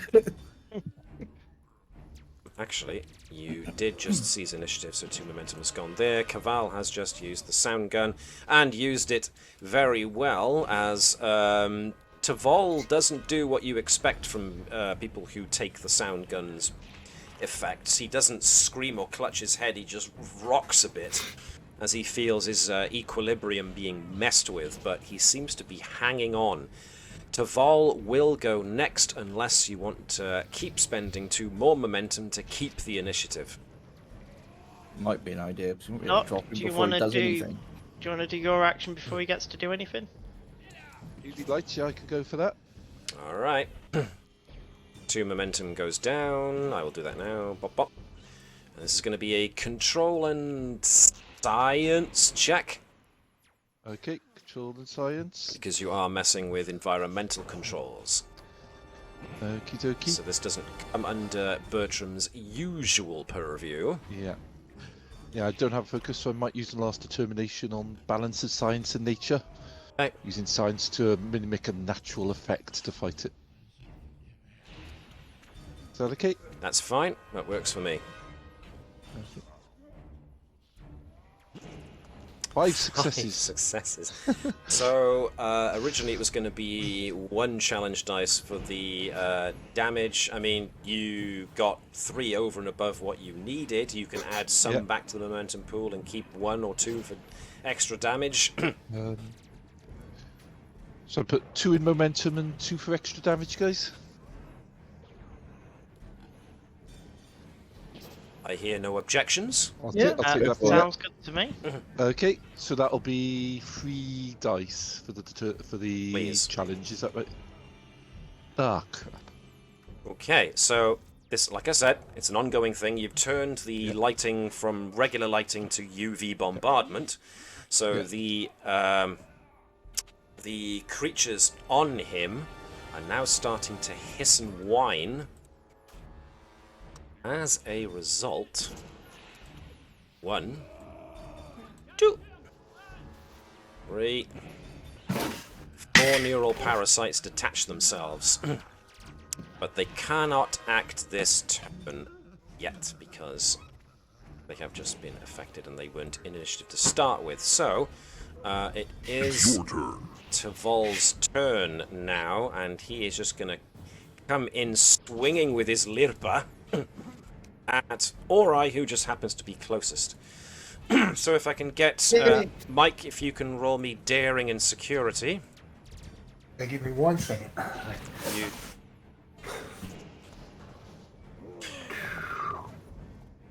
How well did I do there? 2 successes. So. Daring and security. My 2 best traits.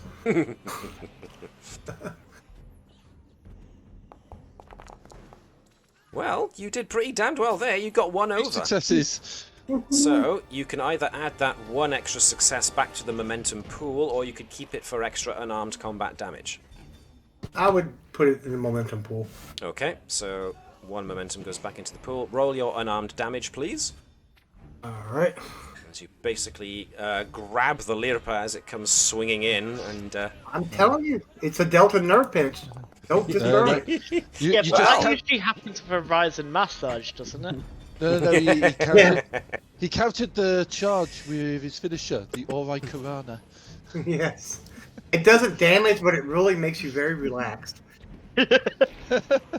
Right, so Ori manages to catch the Lirpa swinging in, which was a very clumsy swing anyway, so obviously the sound gun still has had residual effects on Tvol's equilibrium, which allows Ori to use one of the effects to knock Tvol back. One of you can go next. There's still Edwards, Claude, Nova, Vibers, Thazanan to go. Oh no, Thazanan's gone. Want Claude to go in maybe to see if he can stun with the phaser? Because he looks like he's already kind of all over the place. Well, I'll have to change it back from kill, but yeah. Yeah. It's that just because it's vicious doesn't mean it's set to kill. Oh no, but I thought we all said it kill while fighting the parasites because stun didn't do anything. Good point. Yes, indeed. So Claude will probably have to spend 1 momentum to be able to switch weapon settings. Wouldn't it be like a quick action?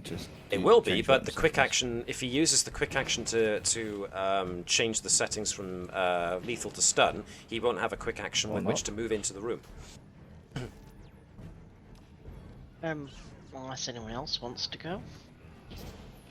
Again, as has rightly been pointed out, you guys are going to have to switch your weapon settings.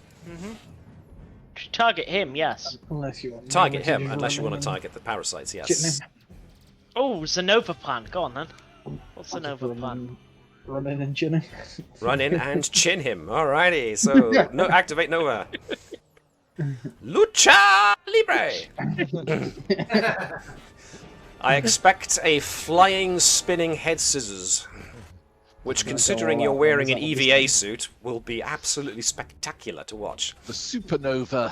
The supernova. One of those in. Which means that you draw twice your discipline score. Yep, okay. Woo-ha! Gym badges at the ready! It's already using 1. Daring and security. 1 success. You do have 2 determination. You can spend one of those to re-roll the 17 if you wish. Where I roll for this guy now. And I got 2, so... I'll let him get me, it's funny. Right. He is going to spend a threat to put an extra dice of damage with the Lirpa.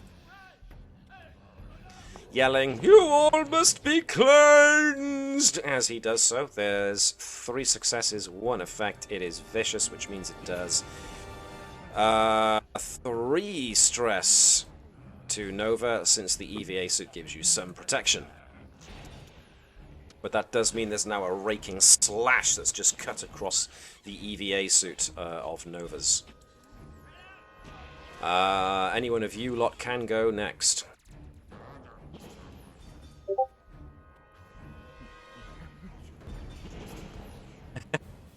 Oh my god, really?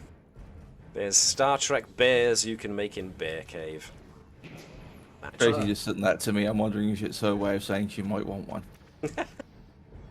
All right, you've got Edwards, we've got okay. Claude, we've got Vibers, and we've got Adams left. Go for Claude. Claude. All right.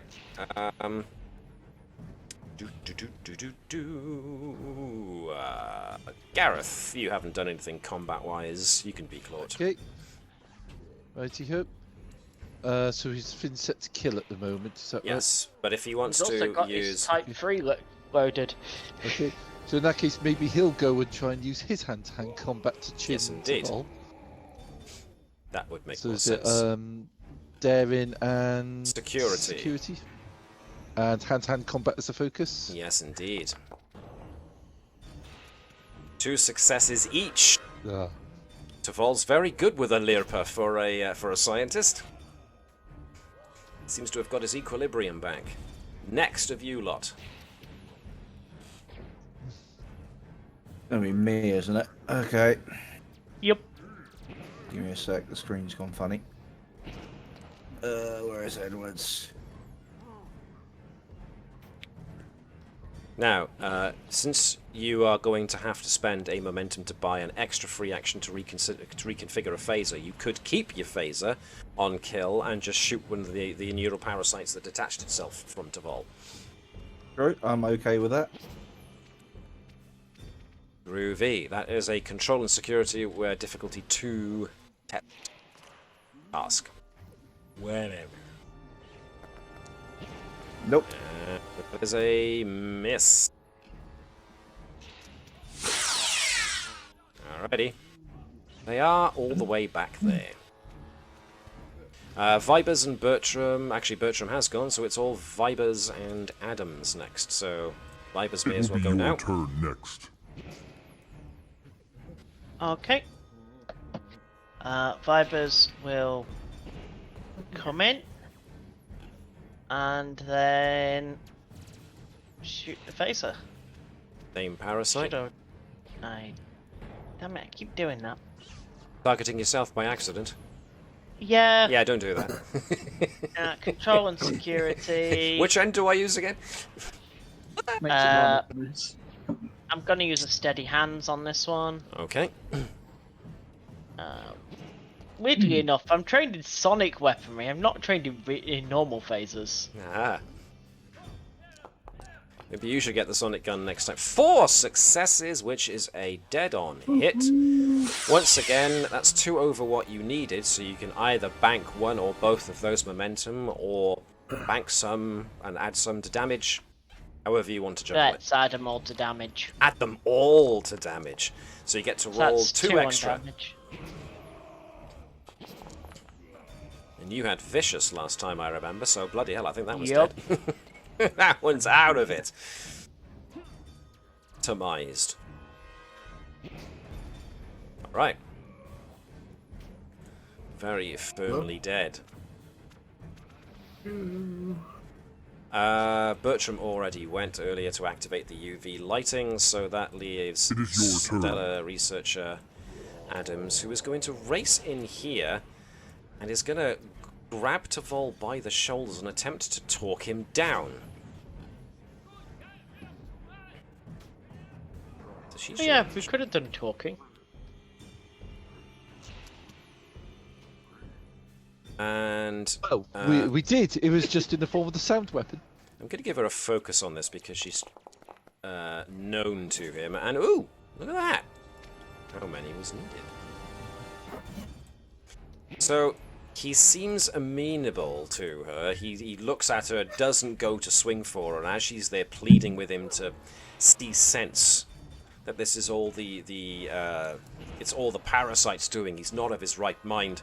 He seems to be very much taking on board what she's saying, but there's still both Nova and Ori can sense that he's still got a jumble of thoughts going on in his head. You know, the amount of pain he's endured, Dr. Bertram would probably say, you know, this has caused so much trauma that his brain is having trouble trying to find a way to cope with this level of trauma.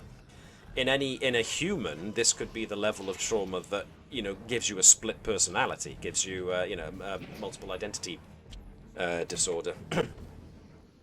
I got the terminology of that particular disorder wrong there, so I apologise to all those who do have it.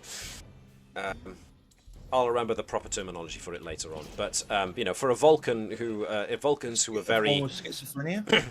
well, Vulcans, because they're very ordered, disciplined minds, they would probably try and use their internal discipline and focus of will to power through the trauma, which might be why he ended up with 4 attached to him, because they could just keep on giving it to him.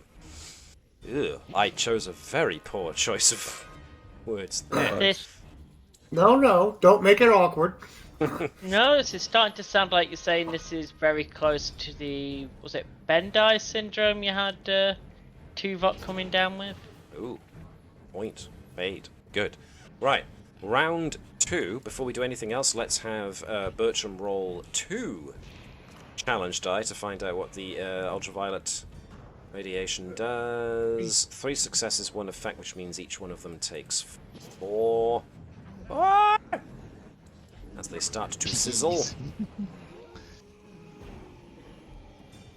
Smell of burning plastic. They turned Right. into a burning ring of fire. One of you can go next, so whoever wants to give it a go can give it a go. I mean, it looks like he's amenable to being talked down, so somebody could try and aid a presence and command, but it's difficulty 4 to get through to him. But Adams is willing to assist anybody who tries that, so that gives whoever else wants to try and just plain kill the parasites the chance to do so. I'll go for that. Okay. Ahaha. In that case, yeah, presence and command. And Adams will give up her go to give you an assist. I'm going to throw my determination in as well for empathetic orphan. Yes, indeed. All right, then. That makes sense. Good. So that's already 3 successes, so it's up to the actual roll itself to see how well you do, so... It was almost a 20, but it rolled over onto a 14. 2 successes with 3 is... Ooh. That's not enough, is it? For the reduction. Yeah. Well, it's a reduction. Spend the determination. Thank you. No.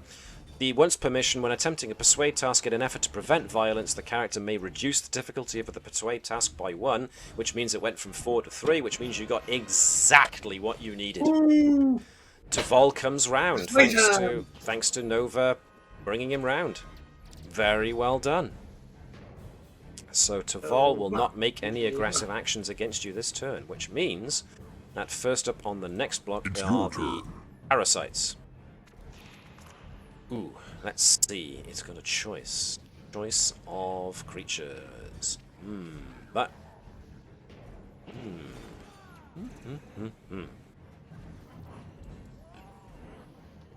Smart are these things?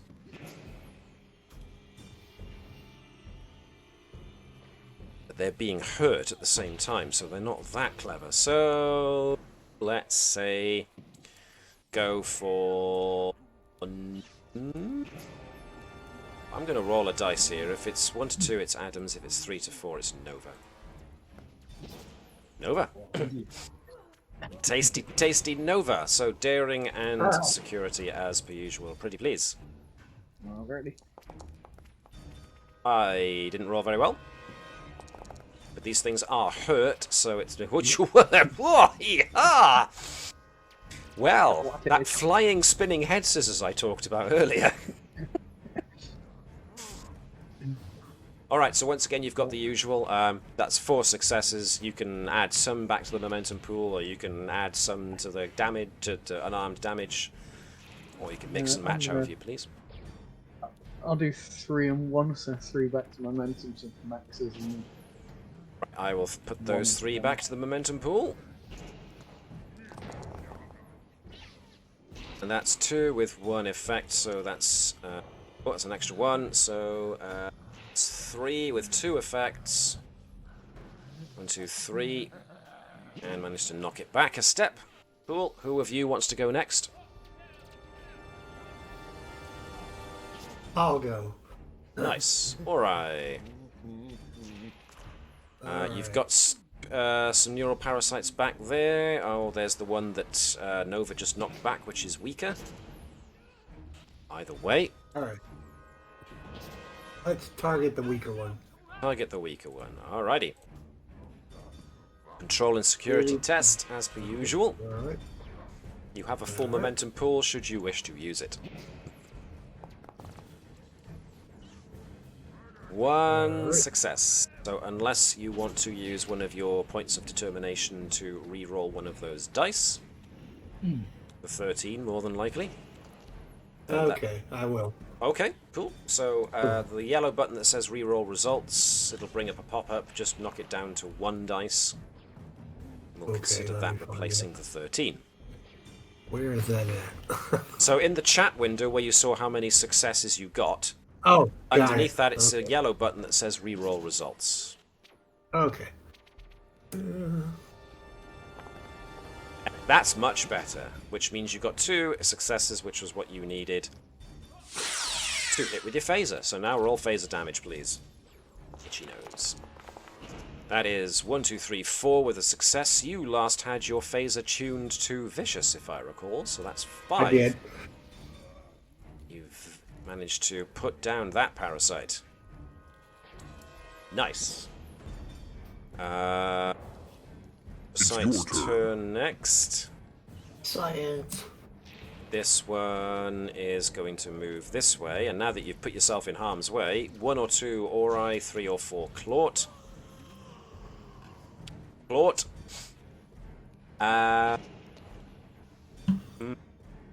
Gareth, you can be Clawt since you're unlikely to do anything combat related. For Bertram, at least. This is daring and security. Hand to hand. Indeed, yes. I got Oh, nothing. dear. You got. He got nothing. You got. I got 1. So, unless Claude doesn't have any determination left, no, he doesn't. So, the neural parasite gets 1 success, 1 effect, which means it latches on to Claude, but is now trying to find a way in through the EVA suit. So, Claude has actually got this thing wrapped around the EVA suit's helmet, and it's using all these little feelers now, these probosces, these thin, almost transparent filaments to try and find a way through the joins in the helmet to try and find its way in. This means right where he wants him. This means Claude can go next. Right, I'll go next as Claude to try and rip it off. Alrighty, so this is going to be daring and security.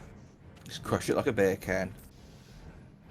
4 successes. 4 successes versus Claude rolled it into a false sense of security. Drew it in, knew exactly what he was doing. 2 successes, so yeah. 2 added damage to your unarmed. Please. Holy Moses on a bike! That's how you cross the Red Sea. Claude goes, did you really think Claude would let you get this close if Claude didn't have a plan? Crush. Jeez, I'll say. You just crush it like a beer can. Claude use fit. They're big, squishy, round things. They look like a soft button. It's punched. It is your turn. You hit the button. Thing went squish. Alright, last time. So there's 1, 2, 3, 4, 5. Choice of 5 creatures to go for. So I'm just going to roll a d5 and see what we get. 2. I got bad news for you, alright? What's that? You got a neural parasite coming at you. Oh, I'm so excited. Daring and security, please, from Ori, if I can. Alright.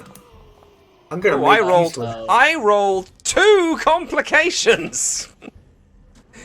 Well, that's a first for me. Itself, but how would it do that? It infects itself and starts causing itself pain. It gets a good It sniff of the presses pheromone the and now loves button him. it presses the button and turns on the UV lights again. Pains it. I'm going to say... tames it. Or, Yep.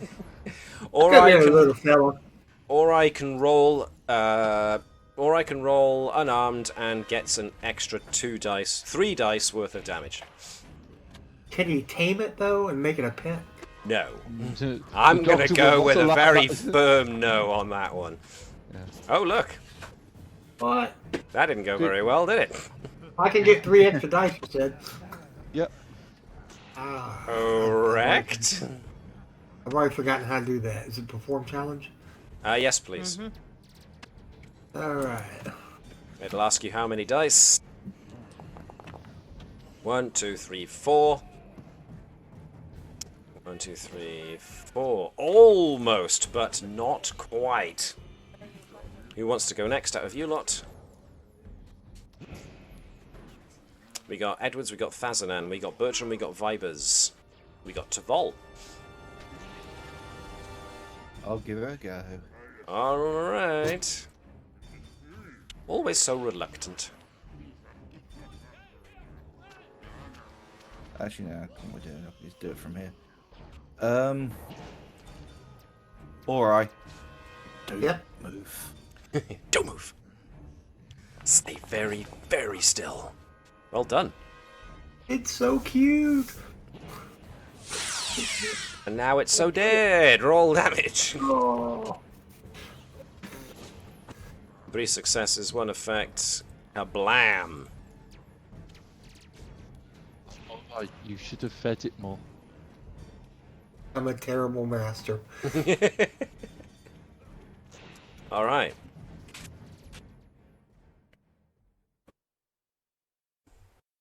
Okay, Edwards, get the logs out the computer, and let's see if we can.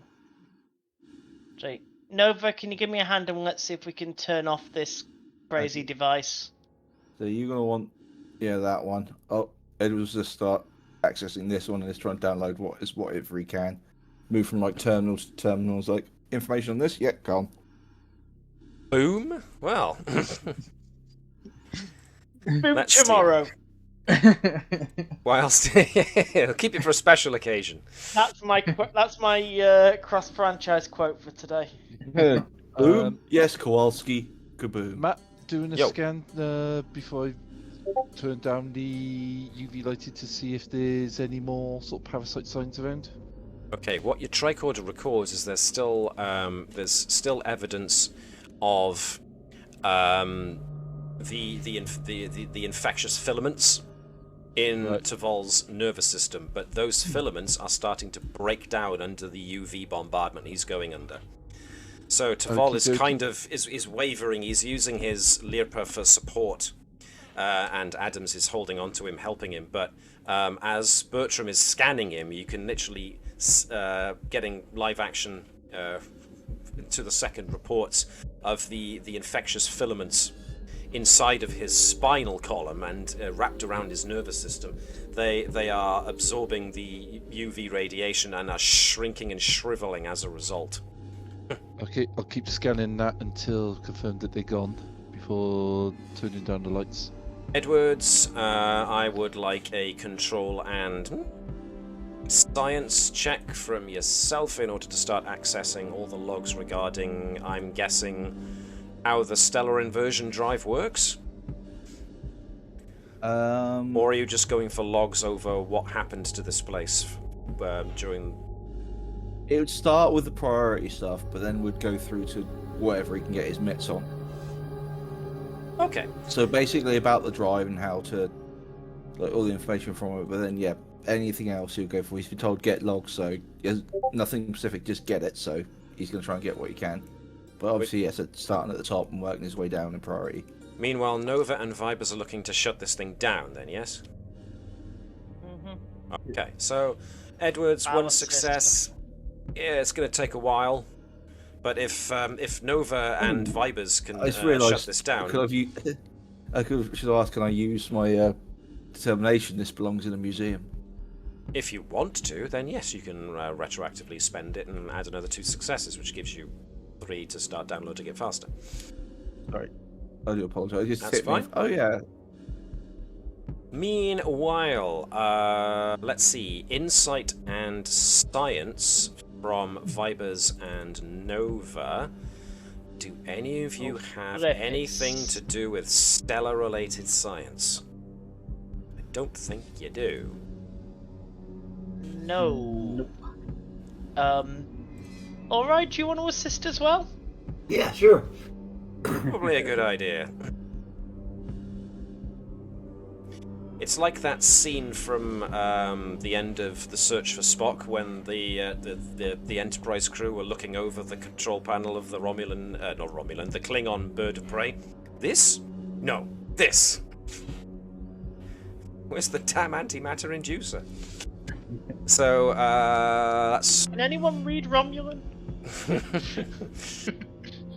We're going, we don't need them. Alright, so, looks like Nova is heading this one. If Nova can roll me 2 dice. We're on a hope and a prayer, so Nova's turn. It's Nova's time to shine. I'm not so sure about that one. We'll see. Well, you do have determination and momentum if you want, and it's just as well I mentioned that because...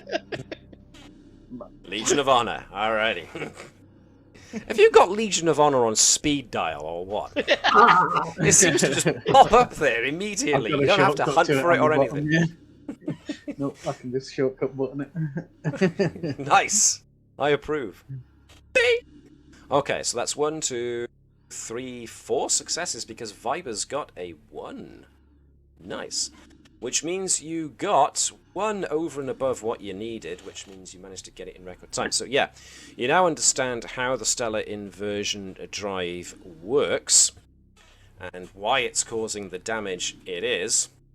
And so you find the means by which to reverse the, well, basically turn off the beam rather than reverse its effects.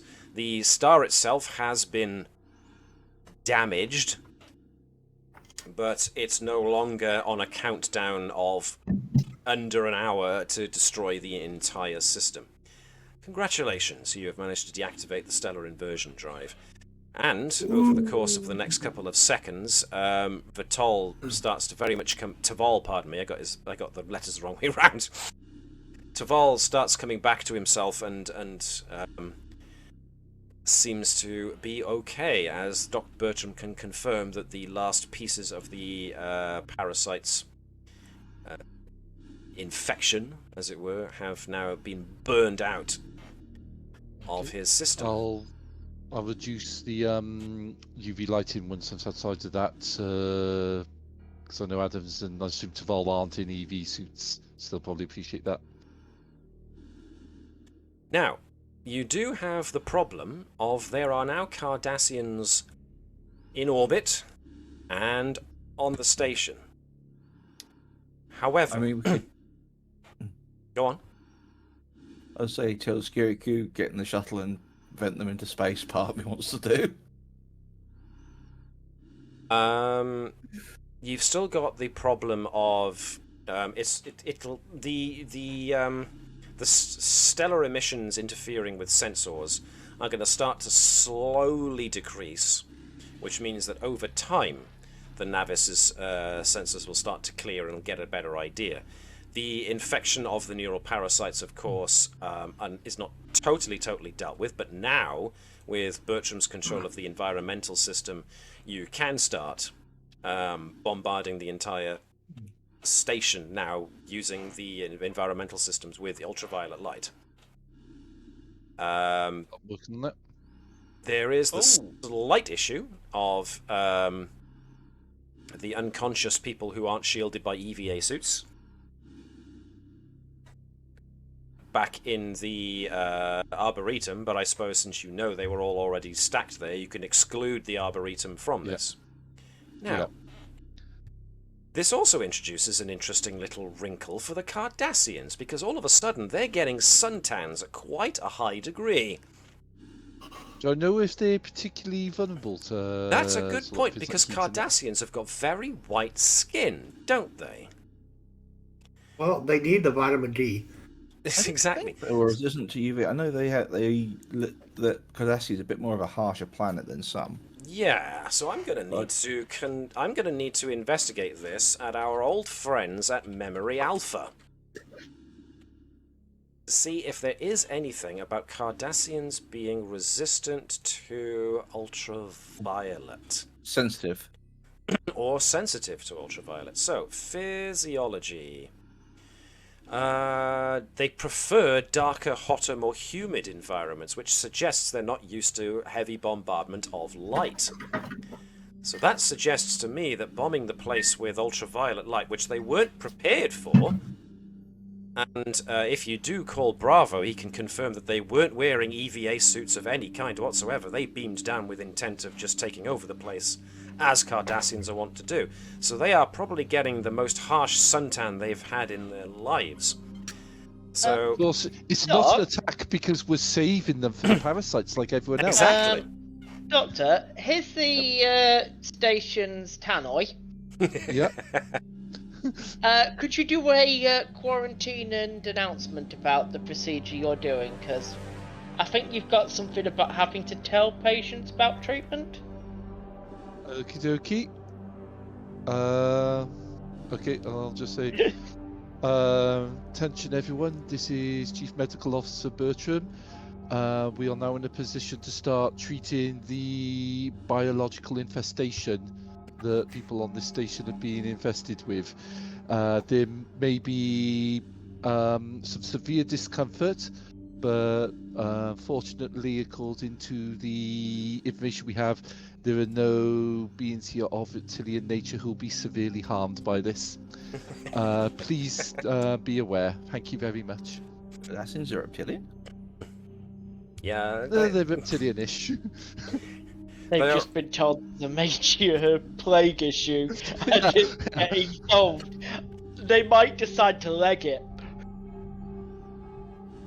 This is Gul Anvok of the 6th Order.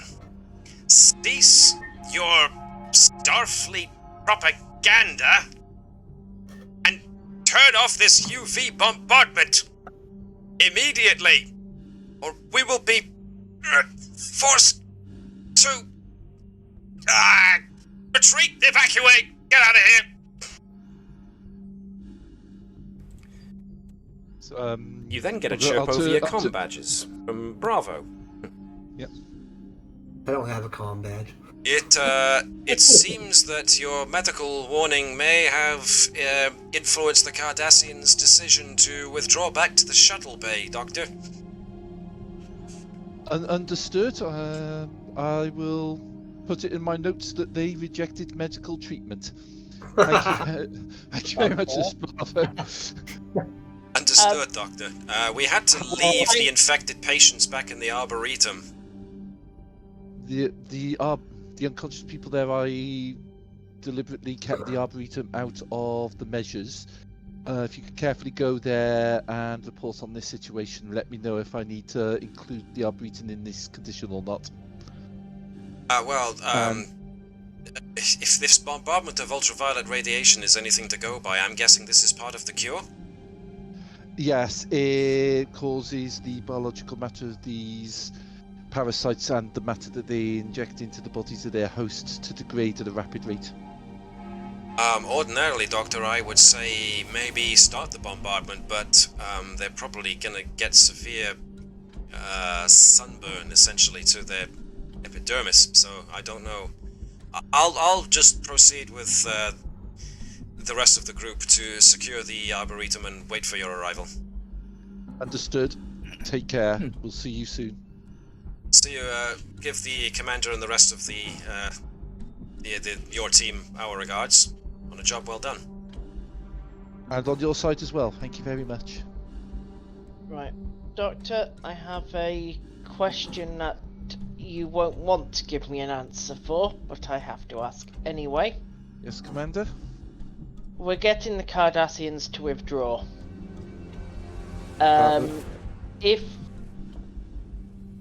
If we have... So, do we have any way of knowing there are no parasites on their ship?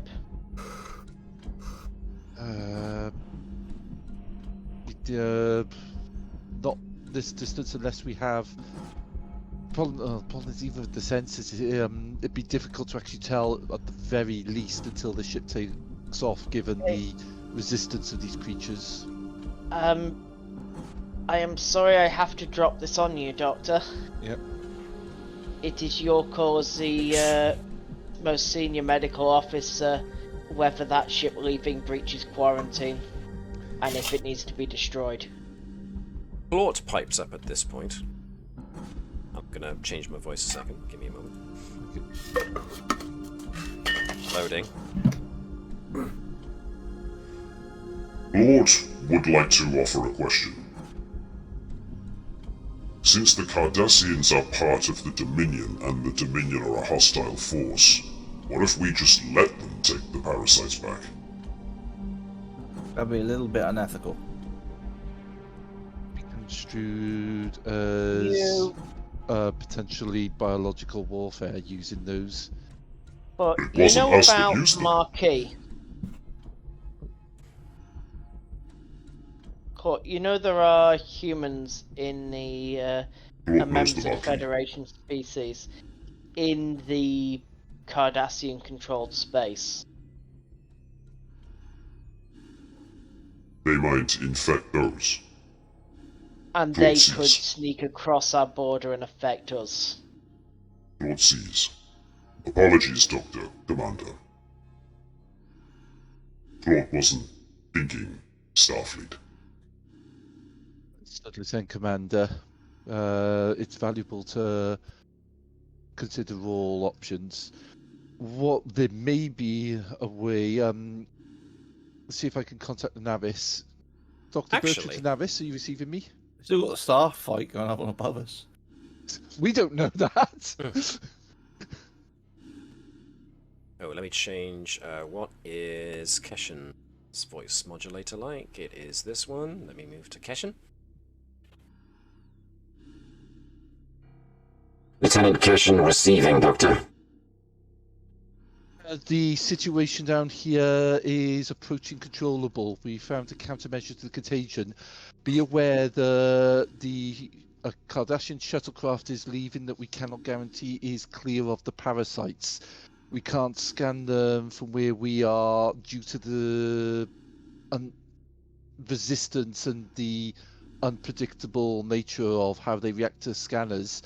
Once they've left the atmosphere, the Navis might have better luck actually scanning to see if they've taken any of the parasites with them. I'm going to open up my TriCAD on you so you can download the data to help you with your scans. Be aware that if you find anything on that shuttlecraft, they are essentially taking a contagion with them that is already spreading from planet to planet. Understood, Doctor.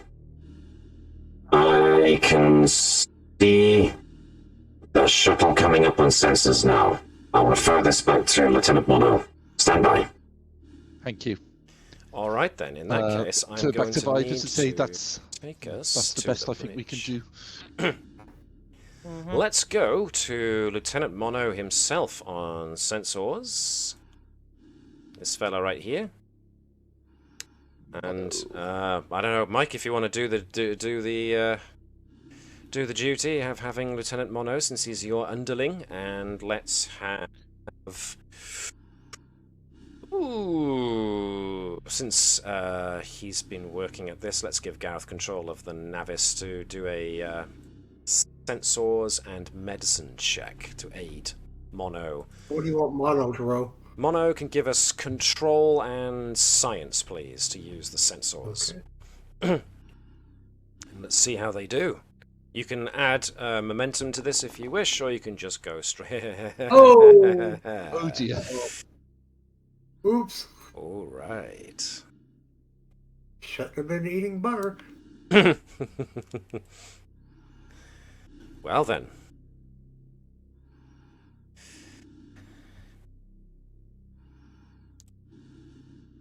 This is Lieutenant Mono. Sensors are still having too much trouble from the stellar emissions. Reports are coming back inconclusive. That's unfortunate. Alert the if you haven't already, alert the captain that we cannot guarantee that the Cardassian ship the shuttle leaving the planet is not carrying the parasite contagion with them. Which brings us back to what's going on in space. Now, I was content to just let this play out with, right, your Cardassian Gull is now coming back in a panic. He's been defeated. We've got all the information from the thing. We've secured it. I was basically going to get Andrews to do a test to make the Cardassians kindly bugger off. But now, unfortunately, the situation is a bit different. What would the Navis in space, the Navis crew in space, want to do now that there is a potential quarantine containment breach with no less than the Gull in charge of this aggressive operation? Part of me is like tried to isolate or basically capture the ship and return. Yes, it to the and quarantine capturing area. a shuttle with a Cardassian Gull on it means that the other Cardassian ships are likely going to respond pretty aggressively. Unless... But we do have Andrews on there, and Andrews' initial response would be to contact their lead Gull and explain, we have a quarantine problem with your shuttlecraft coming up. Here is all the details my medical officer's given me.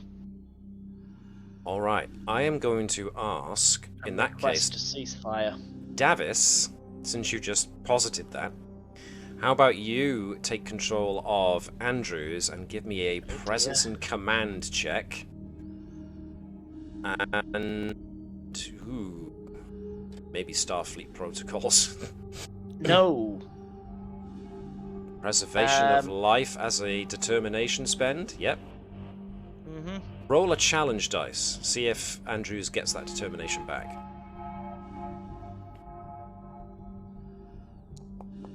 Does.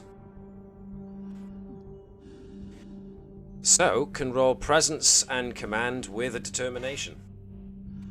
Okay, and did you say Starfleet protocols as well? Sure, let's go for that. Because, basically what Bertram said was this is under quarantine conditions now, so... 3 successes versus the Cardassian bullheadedness of...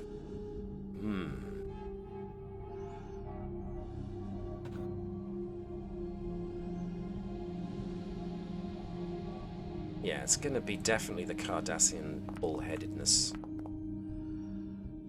3 successes, it's a draw. The Cardassians come back with, how do we know this isn't some ploy to capture one of our gulls and pump them for information?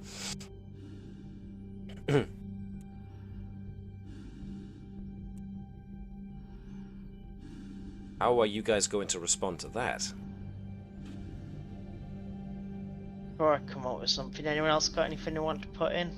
So this I'd exchange has over a come to dead a one. draw. So anything else you can attempt is... So stuff has now halted as far as the action in space is going. But that shuttle is still making its way back to its ship. I'm serious. So we knocked the shields down on one of them. Literally transport over one of the dead parasites with all the information saying, here's the proof. Can we actually transport up at the moment? We can transport to one of the ones that's got the shields down. None of the Cardassian ships have their shields down. Ah. I thought we'd... No, It's got 1 point of... That Gallo class has got 1 point left in its shields. One of them we did hack into in order to launch the sound gun. Would we be able to use that to... Would we be able to use that to actually send all the data plus You would have a to live hack feed? into them again because they've more than likely changed their communication protocols, but yes, you could try that. Right. Which means you'd be getting Keshen to essentially do it. With help from Andrews, potentially. Come on, Davis, what was your thought? We've got the medical logs from the base's computer. Yep, and we from could just send Bertram all scans. that. Absolutely. So we can send all of that over, and if we want to be really honest, could we send some of the some of the captures from? Oh, we haven't got full cameras. It's not a military base. That would have been really handy for a Starfleet facility. Sending all the medical data at the very least would give you a good leg up, because, you know, that's hard data. They'd probably test Here's the it to see if medical it was... data. Raw. We're not filtering it. Tell you what, then, I would like a control and science check from Lieutenant Keshen. Alex, you suggested hacking into their systems. Why don't you do that?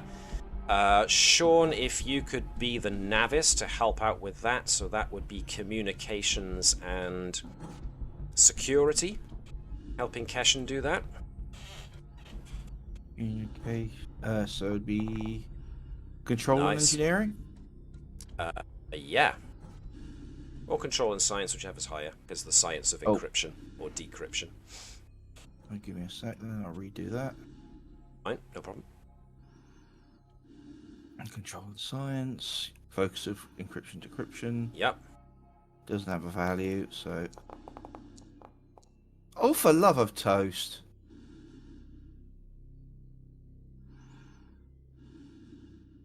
Okay. That might actually go in our favour.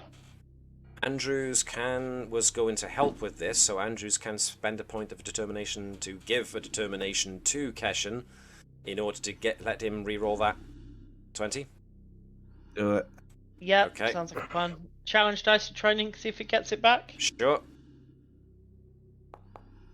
Doesn't, so this is Andrews' Oh, last chance, but at least it's not a complication. No. Okay, so an attempt was Keshen, made to send this Please data. don't send our prefix code. Yes, indeed. Now, we are going to upload the medical data, so I'm going to want Dr. Bertram to do a control and medicine, and Mike, if you can be the Navis. Okay. Sending, communications and medicine, please. 1 dice. I use any of my focuses on this as this medical Sure. data. Xenobiology and all of that stuff. Oh, God. You've got determination left? No, but I do have, I think it's Legion of Honor. Okay. The Save All Catch All award. Nice. 2 successes and 1 success, 3 successes. So the medical data is sent with all the data you wanted to send in its raw, either its raw form or with a couple of extra protocols put in there to show that it is genuine. How much they got of that, due to the nature of having to encrypt the data so that they would receive it rather than just discount it, is left to be seen. So you're basically waiting as the Cardassian ships just kind of hold their position. The First, Samson, Lenny, of course, will hold position as you're well. under doctor's order. The Samson will hold next to the Navis. The other shuttle that didn't manage to make it down to the surface starts withdrawing and redocks with its Gallo class. The one that did make a landing starts heading towards the other Gallo class, and Lieutenant Lenny, no, not Lenny, pardon me, I'm thinking of Keshen, reports that there's a sudden flurry of communication between the shuttle and the Gala class cruiser itself. The shuttle enters a holding pattern where the shuttle bay doors of the other Cardassian Gala class do not open. There's this tense, silent standoff. And then all of a sudden, a tractor beam emits from the Gala class and seizes the shuttle. The Gala class turn around and start drifting back away, towing the possibly infected shuttle with them, whereas the other Gala class just goes up into an escort pattern, but keeping a very large distance and a weapons lock on the other Gala class. Sorry, not a weapons lock on the Gala class, a weapons lock on the shuttle, as this just gets towed away. So, not knowing exactly what the Cardassian shuttle is sending in its communications to its parent cruiser, you can only imagine that the furious amounts of communications, including those with command codes attached to them, are more than likely Gull Anvok insisting that he be brought back on board and that the whole thing with quarantine was just a Starfleet lie. However, it seems that the crew on board Gull Anvok's ship are taking no chances and are not letting him on board at all, and seem to have put him into quarantine. As such, the Cardassians are content to withdraw, and the whole combat situation over the Dranankos 3 seems to have resolved itself. You do have in your possession now, thanks to Edwards and Vibus's recommendation to do so, you do have a lot of data concerning what the research station did manage to get out of their research into this stellar inversion drive. But it seems like it was very close to being actionable. But of course now it's obviously got a very fundamental security risk to it.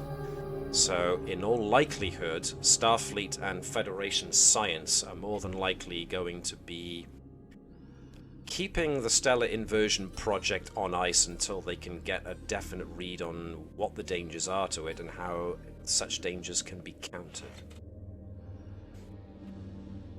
As for the neural parasites themselves, as soon as the order was issued, the remote control order was issued to flood the base with ultraviolet radiation, except for the Arboretum, the Navis external sensor logs will report that there was a sudden exodus by lots of small life forms from the research station. So what neural parasites were able to fled from the research station, which gave you guys, who are still down on the surface, time to gather up the infected, put them into a secure shuttle bay, and start treating them. Which means that at the very least, all of your crew are not infected by any neural parasites, and Dr. Bertram, with help from others, can see to absolute certainty of that. At the very least, insofar as the Navis and the away team of the Navis are concerned, you have managed to get away without being infected by any neural parasites, and the people of the station that were can now slowly be cured. However, there is the problem that the Dranankos 3 is still very much home to some more neural parasites. Therefore, in all likelihood, there's going to be a quarantine notice set above this planet. Probably the system. Right. Will we see them again? Who knows? So with that in place, I'm assuming we're already evacuating everybody off More than the likely. base. Yes. Are we destroying the base from orbit to make sure it's not misused? What do you think? Or are we just wiping the systems and You've got the data. Leaving the lights on full? We're also taking the dry prototype as well. That's a dangerous thing to leave lying around. So you got the data. You got all the data you needed. If you wanted to, you could pretty much bombard the place from orbit and wipe it out. As soon as your shuttle's back. Your shuttle's back, of course. What's Starfleet protocol for this situation? Does Well, it involve a Your bombardment? chief doctor. It's a quarantine situation. It's your call. If Bertram is satisfied that on board the Navis or any of its itinerant crew are infected in any way, shape, or form, then at least the infection has been limited to Dranankos 3, and therefore the planet can be quarantined. Yeah. Which means leaving a comm buoy to broadcast "Do not approach." Yeah.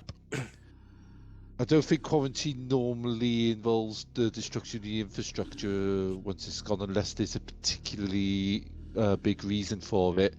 Quarantine is normally making sure that nobody infected gets out. Yeah. So yeah, for terms of quarantine, bombarding the facility into rubble doesn't really come into it, unless Fibers or Andrews decides that there's a strategic or otherwise big reason for doing it. Knowing Andrews like we do, I think it's fairly safe to say that Andrews would say destroy the place. Yeah. If she decides that, Bertram doesn't have an objection to it. It's more like destruction of infrastructure doesn't really fall under the medical thing. Nevertheless, it is a security issue, a safety issue, so it makes sense to destroy it. You've got the data, so the data can be studied at a later point. The actual device itself can either be taken or destroyed along with everything else. And what Starfleet science and or Starfleet medical combined will do in regards to the infestation on the planet is a matter for them, not yourselves. But essentially, you've now completed your mission to answer the distress call and find out what was going on in the Dranankos system, and you have successfully rescued infected people who were down on the station. So, mission success. Well done, guys. First officer's report to Andrews right at the end. Nova was influential in shutting down the device and is really wishing something went boom. Yeah, there's going to be a lot to unpack. There's Do you want to press the button? So there's obviously going to be a lot to revise over, especially when it comes to Acclaim, who achieved what. But that's a kind of a background task to be undertaken. The main announcement, I suppose you can say, is that due to the date, the fact that this has been a huge four-parter, that's it's run for the better part of a month, and we finally come to the end of it now. Taking next Tuesday, as a break for myself, considering that I'm going to be busy with the Renegade Game Studios Transformers event, so I'm likely going to need a splay from that, and there's no point running anything after that because it's going to be the 19th leading on to the 26th. So in all likelihood, I'm going to say that this is the last Star Trek Navis of 2023. Oh. So we end our year on episode number 35, which is not a bad number to end on, and we'll continue in the new year. Thank you very much for watching, Suitable Substrate and everybody else. So we'll get a notice out to everybody when we do start again, but obviously we don't want to take people away from New Year's Day and stuff like that with their families in tow. So we'll get a notice out to see who wants to do what when the new year comes about. In the meantime, unless there's anything you guys particularly want to plug or say or whatever, I'm going to take that as a no. We're nearly halfway through season 3 of our episodes now, so it's kind of the mid-season break, if you will. So we'll see you on the other side of the mid-season break. Until then, thank you very much to my crew who have made this immense four-parter as entertaining as it was. You guys threw yourselves into it. Happy holidays to all. Suitable Substrate wishes us all happy holidays. We wish you the same back. And everybody who wants to. So, yeah. I've never done a four-parter before, but this was quite a packed adventure, I suppose you can call it. Quite a packed story, so wowza. See if this happens again at any point. And I rolled 2 20s. In a row. It's never happened to me before. I've never done a double complication. That was something else. Feel free to continue. Yeah. I've had players roll double complications. Hell, I've had players roll triple complications, but I've never done double complication myself, so that was a new one. Anyway. Yes, thank you very much to everyone who tuned in, and we will have more Star Trek Navis in the new year, I promise. Look out on Twitch for my schedule, and on startplaying.games as well to see when I schedule the next game. It's probably better to go to Start Playing. Excuse me while I scratch my nose. And yeah, same goes for my guys. Thank you very much, and I'll send you notice of when the next game in the new year when we start up again.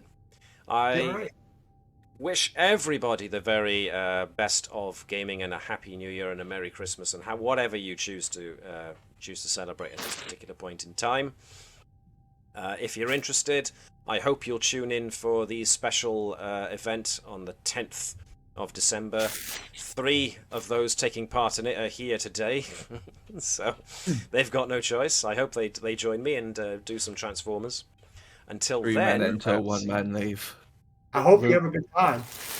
I hope so too. So thank you very much for the offer, Mike. So yeah, basically, I really hope you guys have a good New Year's and Christmas and do like Vulcans do. Not take on an abundance of neural parasites, but to live long and prosper, and also to engage in infinite variety and infinite combinations.